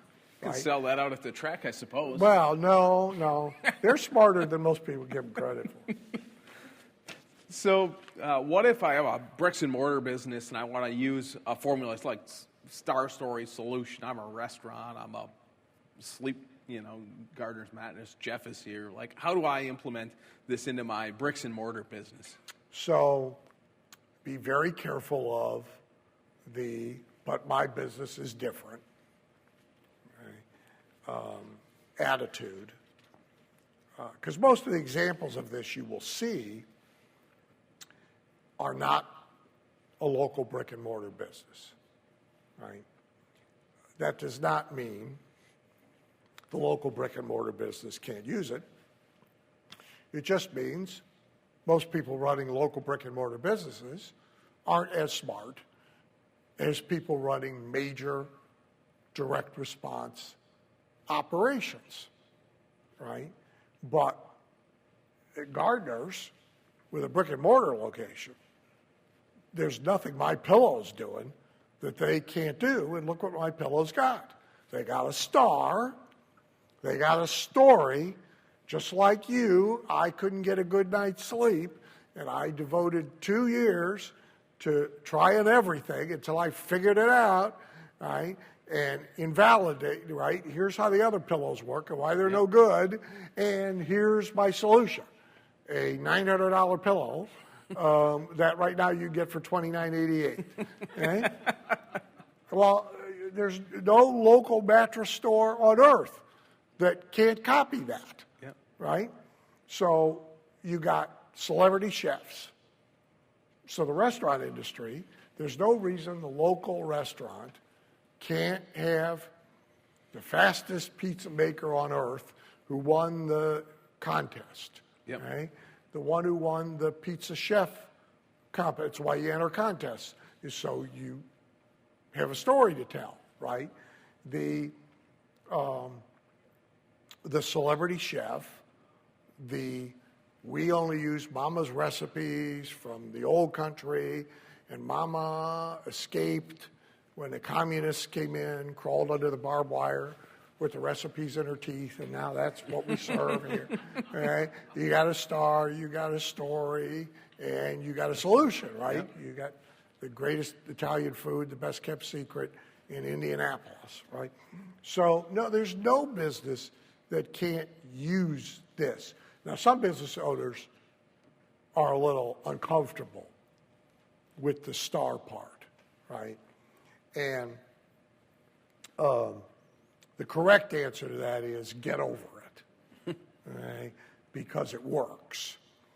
And you've got to decide whether the results you want are more or less important than some of the variables about how you get the results.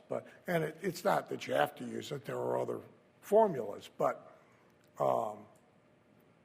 you will find that the businesses who have these elements, whether they rely on them entirely or integrate them into their other advertising and marketing, that have these elements, tend to be the big winners, even at the local level.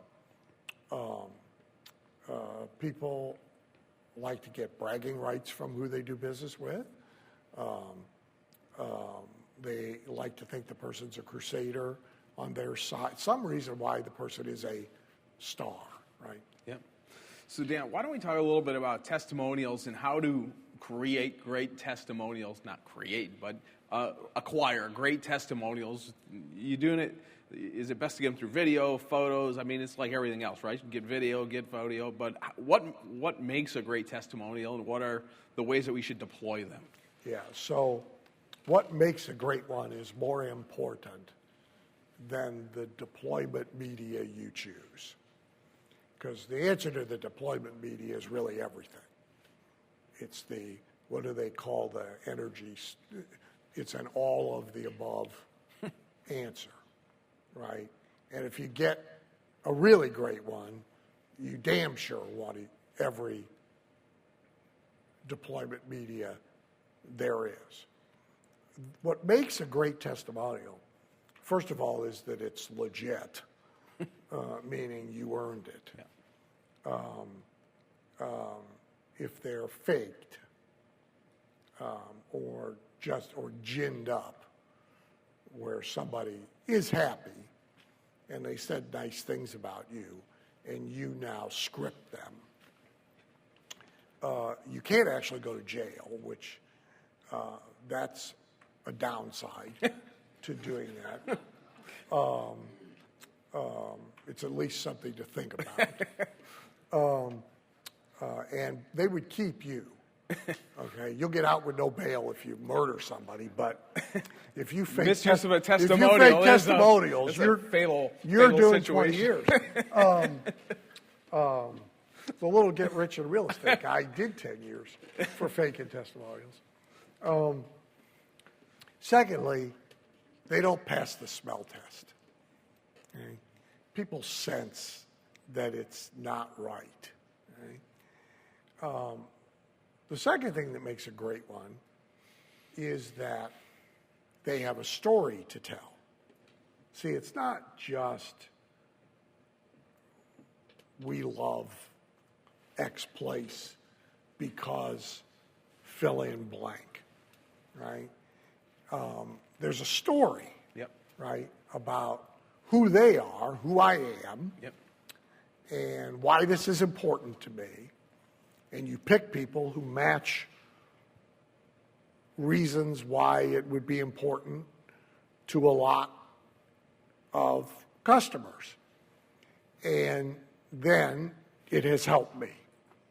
All right, so like with arthritis stuff, the number one issue with females, with women, is that they can't do the things they want to do that make them feel useful. So they can't cook. Yeah. They can't garden. They can't do crafts. They can't write. With men, it's that they have to ask for help to do something. So the inability to button a shirt or put a cufflink in and have to get spouse or somebody to do that for them. Right? That's the issue if you're selling arthritis glop, arthritis device, arthritis surgery, whatever. So now, see, I want testimony. Once I know that, I want testimonials that match it and say it. That's what makes a great testimonial, is I was frustrated every day because I had to go ask my wife to help me, tie my shoes and put my shirt together and now, since I'm eating this stuff, drinking this stuff, smearing this stuff on me, I don't have to do that anymore. That's what I want, right? The third thing that makes a great testimonial, by the way, the ones that are being used right now for the fruit and vegetable pills, advertised on Fox. Testimonials are great. You should watch them. They're really good. Some are a little better than others, and the ones that they shot, not a person in a chair, but the ones that they shot, the guy out getting in and out of his pickup truck, and there was a full day to get that, I'll tell you, because I've done them. Worth every penny. They're really good. So they tell a story, and it matches up with, so like in hearing aids, the three big drivers are they don't want to get stuck in a nursing home because their adult children think they're addled when really they just can't hear. Right? So you don't want your kids to get the idea that it's time to ship you off, like they told you the dog went to live on the farm. Secondly, a big issue is that if they're still working at all, school bus driver, part-time teacher, Sunday school teacher, office worker, and the hearing is becoming a problem, and they're not going to be able to do that anymore. Big deal. Right? Third big deal is that they won't be trusted alone with the grandkids. And by the way, it ain't that they can't hear the birds in the backyard. The Miracle Ear screws this up. They insist on going back to, you'll be able to hear the birds. The birds. Nobody gives a shit about that. They care about this stuff. So now I want these testimonials. See, I want the testimonials who say this. That makes a great testimony. Yep. Dramatic before and after, not for all of them, because that strains believability. But a percentage that are dramatic, right? That makes a great testimonial, right? And testimonials that can be affinity matched to your target So by their occupation, by their age, by their avocation, etc. High trust occupations are a thing to consider. Women healthcare consumers trust registered nurses more than anybody else. So you want a testimonial if you could get one. If you're selling skincare co-op or any health thing, and you can get a testimonial from a registered nurse, you want one. Now, a lot of business owners, by the way, you ask them, they don't even know any of this stuff about their customers. They're just, if they get a testimonial, great, all right? And they use the testimonial. They're not, And then you decide, now you move on to your deliverables, right? You're almost certainly going to use them in print, in a sales letter, with a sales letter, in a book. And if you're doing multimedia, you're going to want to at least get some of them multimedia. Send a video crew and send somebody with them that knows something about how to shoot a testimonial if you got a really good one. Yep. Fly them in. Interview them by Zoom and record, get it so you can use it multimedia. And again, direct them. So Dr. Oren, again, who you know, some people in here would know, sells a high-end coaching program to dentists. Discovered, not surprisingly, a number of years ago, that often the spouse was a problem with the $30,000 plus buying decision, right? So he rounded up spouses who said, the main one that's on the outside of the audio CD and the outside of the DVD, I think says, I told my husband if he didn't tear up that check and get out of that coaching program, he didn't need to come home. And there's a picture on it of a woman, packing suitcases.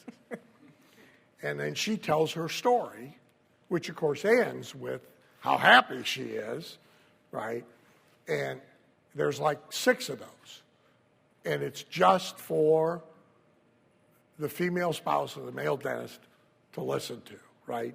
So they're directed, purposed testimonials. So Dan, why don't we talk maybe a little bit about some use of postcards in businesses, because many people will, should I use them for my main sales letter or should I use them just for lead generation? Where do they fit into the mix? And so how do I use them? So people have a preference for the cheapest things they can do. And not everybody does. And hardly anybody has this about everything they do. But a lot of people have this about their marketing. That's why they won't mail. Okay? They just won't. Okay? They see the printing cost, and they see the postage stamp cost, and they say, I'm out. Right? And so they want to do the cheapest thing they can do. So in some cases, that won't even get you to postcard. There are people dug in because of this who are only going to do TikTok and Facebook and email, etc., because it is cheap. So there's 2 problems with this. One is it's the front-end data. It's not the significant data, meaning it doesn't matter what we spend. The return on investment is what matters. And so the most expensive thing could be the best bargain if you evaluate some period of results of the customer. So that's first mistake. The second mistake is it risks making you very vulnerable and dependent on one or two or three things when the ideal number is 50. So you're very vulnerable to disruption. And literally going to bed one night with a business and waking up in the morning with a catastrophe. Happens all the time, right now. Right? Facebook does it to people. Google does it to people. Right? So far, by the way, of all the media in the world, the least scrutinized and the least screwed with is mail. Now, there's delivery issues, I'll grant you, but they are not actually opening your envelope and 5 postal workers making a decision about whether you should have said that or not. Okay? That's not happening. Yep. There aren't 5 Stanford gender studies graduates at Google looking at your sales material and saying, oh, he said mother. You can't use mother. We have to use parental unit. Which, by the way, they're actually saying that. They don't realize that's a joke from the Coneheads on Saturday Night Live. Now they want it to be public policy. I mean, I know Aykroyd's going, you got to be shitting me. We made that stuff up. What's going on? But so mail, see, they're not doing that to us, right? And that's important. Now, your deliverable media, again, be it a long-form sales letter in an envelope, be it a short letter in an envelope, be it a letter with enclosures in an envelope, be it now a postcard, regular size postcard, okay? Oblong postcard, big ass postcard, all right? Telegram. There's still such a thing as a mailgram. It looks like a telegram. Western Union does it through the post office, et cetera, et cetera, et cetera. These decisions have to be made based on the value of the response. So we'll loop back to the Halbert test, right? If the response is worth $5,000 to you, are you going to send a postcard? That could easily be, oh, this is junk mail, right? No, you're not going to do that, right? At least you're not going to do it without split testing it against something else. Now, if a response is worth $5, I don't know, you got a Dairy Queen, Yeah. right? Even there, the response is worth more than that, even for just the season. But if you add it up to first transaction, right, it's about $5, right? Maybe 10 if 2 people come in together. Well, you're limited now, and postcards are going to be an important part of the game if you're going to do mail at all. The virtue of a postcard, primarily, besides cost, is that you don't have to open it to get the message. But that mandates that message being really friggin' good, right? Or a sneak up as a postcard.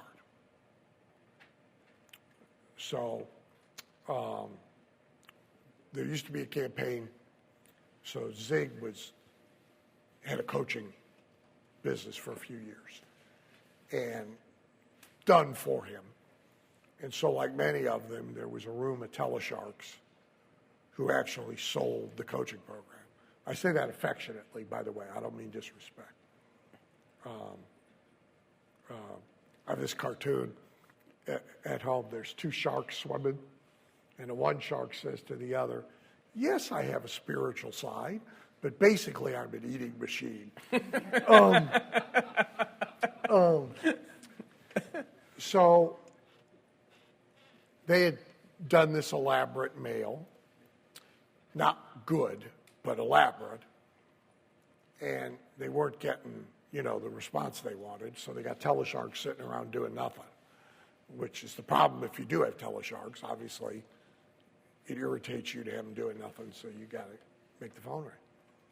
Well, it's Zig, and it's his list, right? I said, why don't you just send a letter from Zig and ask people to call? I mean, I don't know that this is any more complicated than that. So they actually they tested a postcard against it, by the way. They did test, to their credit. Postcard worked, but it didn't work as good as a letter in an envelope. Handwritten, dear friend, not even personalized, right? I don't remember the exact wording, but it fit on one page, and it didn't say what it was about. So basically, this is from me, Zig, your buddy, and something really important is happening in my life that might be really important in your life, something like that, and I want you to call within the next 72 hours, okay? And here's the phone number, Zig. Now, 2/3 of the people thought they were going to call and talk to Zig, of course. And had I been asked for more advice and been getting paid for it, I would have said, you're in Dallas, go try and hire a bunch of telemarketers that sound like Zig, right? I mean, it's not that hard, to do that, but they probably would have had ethical issues. We all draw our lines in different places. But anyway, it made the phone ring. And that's all they needed because they had good, competent telesharks, and they had a good offer, well matched to the audience, right? But the one in the envelope still outperformed the postcard. People in the get-rich-in-real estate business, is there anybody in here?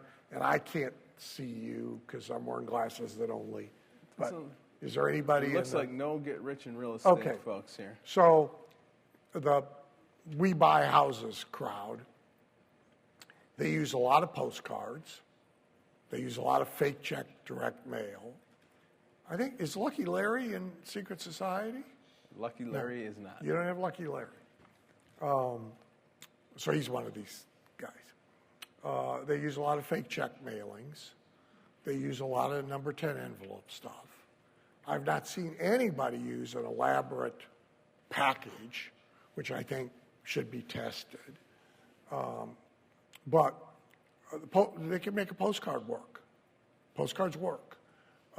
So, again, you got to think about gatekeeper. You got to think about barrier. You got to now to your house list, to your customers, who, if you have a good relationship with them, you want them to identify that it's from you because they will give a message from you an audience. And certainly in a sequence, postcards could be really important. I'm kind of jumping to marketing plan, but the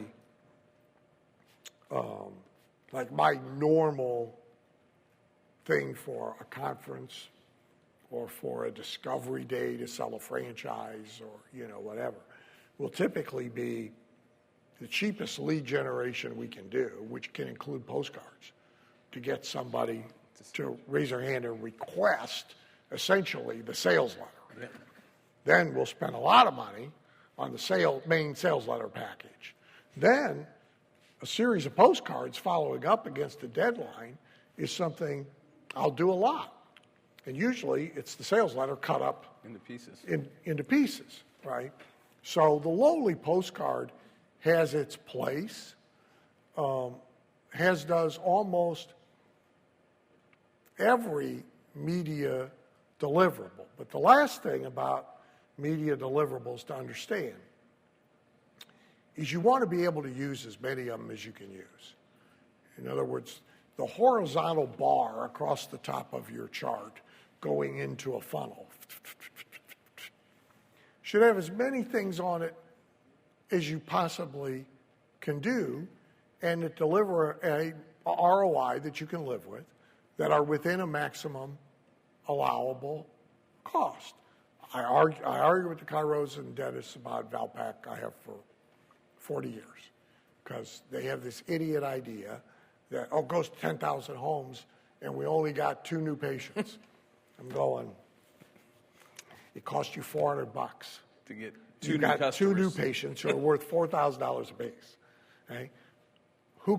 See, they expected to see 200 people in the parking lot because it goes to 10,000 homes. That's the point.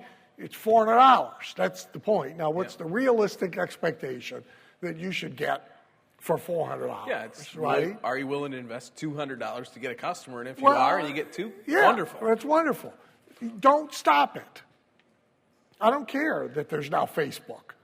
Do Facebook, but don't walk away from that. So you want as many things on your horizontal bar as you can possibly have feeding into your funnel. And when you do follow-up, you want as many things there feeding again. So we have tech now. So the old appointment, no sales sequence now has like PS steps in it, right? If you're still not convinced, you should at least hear Barbara Schwartz's story of how she came back from the dead eating our green slush. Go to backfromthedead.com and watch Barbara's 7-minute video, right? Well, we have the ability to do that. So if we taped our testimonials, we have the ability to build that into the appointment no sale sequence. Right. Dan, so we're going to close here in about 10 minutes, and we're going to finish up with a fitting end because we're going to talk about motivating people to action. So certainly you invest all the time, energy, and effort to writing a sales letter, deploying it, mailing it, and if people don't know what to do next, it's a problem. And after we're done with this, we're going to talk a little bit about the event in Nashville and the new book. But why don't we chat a little bit about, how do we motivate people to action? So John Carlton's here, right? John speaking. John tomorrow. Tomorrow. So John has this description. It's a little outdated because now everybody's got their phone with them. But John has this explanation. You should think of your reader or your watcher on TV or whatever, as this giant somnambulant sloth on the couch. Right? He's there. He's, in his underwear. He's big. He's fat. He's slow. He's got his bag of Cheetos. He's got a cooler next to him with his beer in it so he don't have to get up. He's settled in for the night. Okay? And you are trying to get him to jump up off the couch, fill out the order form, put it in the envelope, put a stamp on it, take it out and scotch tape it to his steering wheel so he's sure to put it in the mail on the way to work tomorrow, and then come back in and resume his somnambulant slothing. So you got to have something that good for him to make that happen, right? Because otherwise, by morning, he talks himself out of it. He doesn't remember it, on and on and on. So the keys you can turn, one is limited, right? Because the minute somebody thinks you might run out of it, they perversely, their desire for it goes up. Okay? Stupid. In most cases, it's dumb, right? But again, people make decisions for wrong reasons. So their incentive, they're now, as investments, everybody's going to go to jail, but they're now selling digital artwork that you can't take off your computer for hundreds of thousands of dollars. I've seen it's gone to millions now. Oh, yeah. Well, everybody's in this business. Tom Brady's in the business. Major League Baseball's in the business. no man ever went broke overestimating the ignorance and stupidity of the American public. Well, there's also a baseball or basketball card fight now, I guess, in the aisles, and Target took their cards off because of people arguing over the Pokemon cards, I believe it was last week. But so this digital stuff, right? Well, one of the things that's driving it is they're one of a kind. Now, there might be 500 Tom Brady doohickeys, but each one is one of a kind. So the limitation, that's why auctions, everybody overpays at auctions. I mean, the worst place to buy a racehorse is at a racehorse auction because people start to bid because other people are bidding and there's only that horse and there's 5 people bidding on it. And they all bid more and it kind of becomes a my wallet's bigger than your wallet competition. And it has nothing to do with the horse, right? 15 minutes ago, nobody wanted him, right? He's standing there, one leg up in the air, and 15 minutes later, 50 grand. And like I would go with my trainer, we'll have a cutoff point. We've picked out a horse, right? And the cutoff, which my trainer is firm about, is $15,000, let's say. He ain't spending more than $15,000. Pretty soon this thing's being bid at for 25 grand. And I'm going, Claire, are you wrong? Should we spend 30? Because they think it's worth 25. But no, they don't. They stopped thinking about what the horse is worth 10 minutes ago, right? So limited, right? You can make the case to people, most will buy this. So essentially you're an idiot or a slacker or a whatever if you don't, okay? That's what's driving crypto, right? So you can make that case. You can make the ego challenge. You will buy this only if you are really smart, right?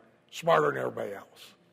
Or if you're really decisive, or if you're, et cetera. You will buy this only if you really care about, we have a thing we did at Excellence Orthodontics where we talk to the parent about price. And we essentially say, you will buy this only if you really care. Not about the appearance, but about the self-esteem and the anti-bullying aspect of your teen's life, because the teen suicide rate is really high. And we stop short of enunciating the rest of that, but the point is big, right? But it's, and we talk about the fact that you probably didn't buy the cheapest furniture for your house. You're not that kind of person. You're probably not driving a Kia because it was the cheapest car you could buy. So you will buy only if. You can buy only if. So you can buy this only if you have $500,000 or more in your portfolio. Have a dental office with 5 employees or more, et cetera. The appropriateness test, in other words, only some can qualify to buy. And you can stitch all that together. Now, because I think you're not going to ask a full question about it. Here's as good a place as any to quickly talk about, do you write your own copy or do you hire it done? Because this is an area where a lot of amateurs drop the ball on the 5-yard line. Right? They get weak and wimpy and or unimaginative about how to present the urgency and the appropriateness of you buying and the evils of you not, right? And it's like I have a long-time client who markets expensive training and coaching services to dentists. And the headline above the close in one of the sales letters is, if you say no to this, you may die broken alone. His staff pitched a fit, right? But split tested. It works, right? But probably no amateur is ever going to write that headline for that sales letter to that profession. So the decision about pros, a John Carlton, you're going to hear Russell at the dinner break. I believe the annoying little Indian is sponsoring dinner. And so you're all getting a small portion. Well, to him it looks big. It's like, really? They're going to eat all that? What? He left his seat. He not even here to take the abuse. But Russell's going to be speaking. Yeah. So a copywriter like Russell or John Carlton, et cetera, it's about the size and scope of what it is that you are doing. If you are doing something of sufficient size and scope that the investment makes sense, unless you've done a lot of this, your mission, at least your mission critical stuff, you might want a pro. And in part because of this part. Yeah. Now, that doesn't mean they got to do the whole campaign. So for many years, if you've been around for a long time, well, there the little guy is. It's hard to tell when he's here, not here, you missed all the fun. You bug the shit out of me to talk about you, and then you're not here when, when I talk about you. He was in the back hiding behind one of the tables. You don't have to hide behind anything. He just has to stand there. Nobody's, I mean, I got in trouble for this recently, by the way. Not about him, but anyway, for many years, if you've been around us a while, for all our conferences during the GKIC years and our product rollouts, for the most part, I wrote the main sales letter. Then Bill wrote most of the second-tier stuff around it. So the follow-up series of letters and postcards, if there was going to be another package, was all derivative of the main sales letter. The emails, mostly, he had somebody on staff do them because they were derivative of the derivative from the main. You don't need a John Carlton to do that. Yeah. Right? But you might need them for the mission critical piece. You've been listening to one of our Gold Members Only podcasts. Make sure you upgrade and become a Diamond member and get access to the Diamond Members Only podcast as well. On top of that, you'll also get access to the whole enchilada with all Dan's courses and so much more. So make sure you upgrade to Diamond now by going to diamondupgrade.com.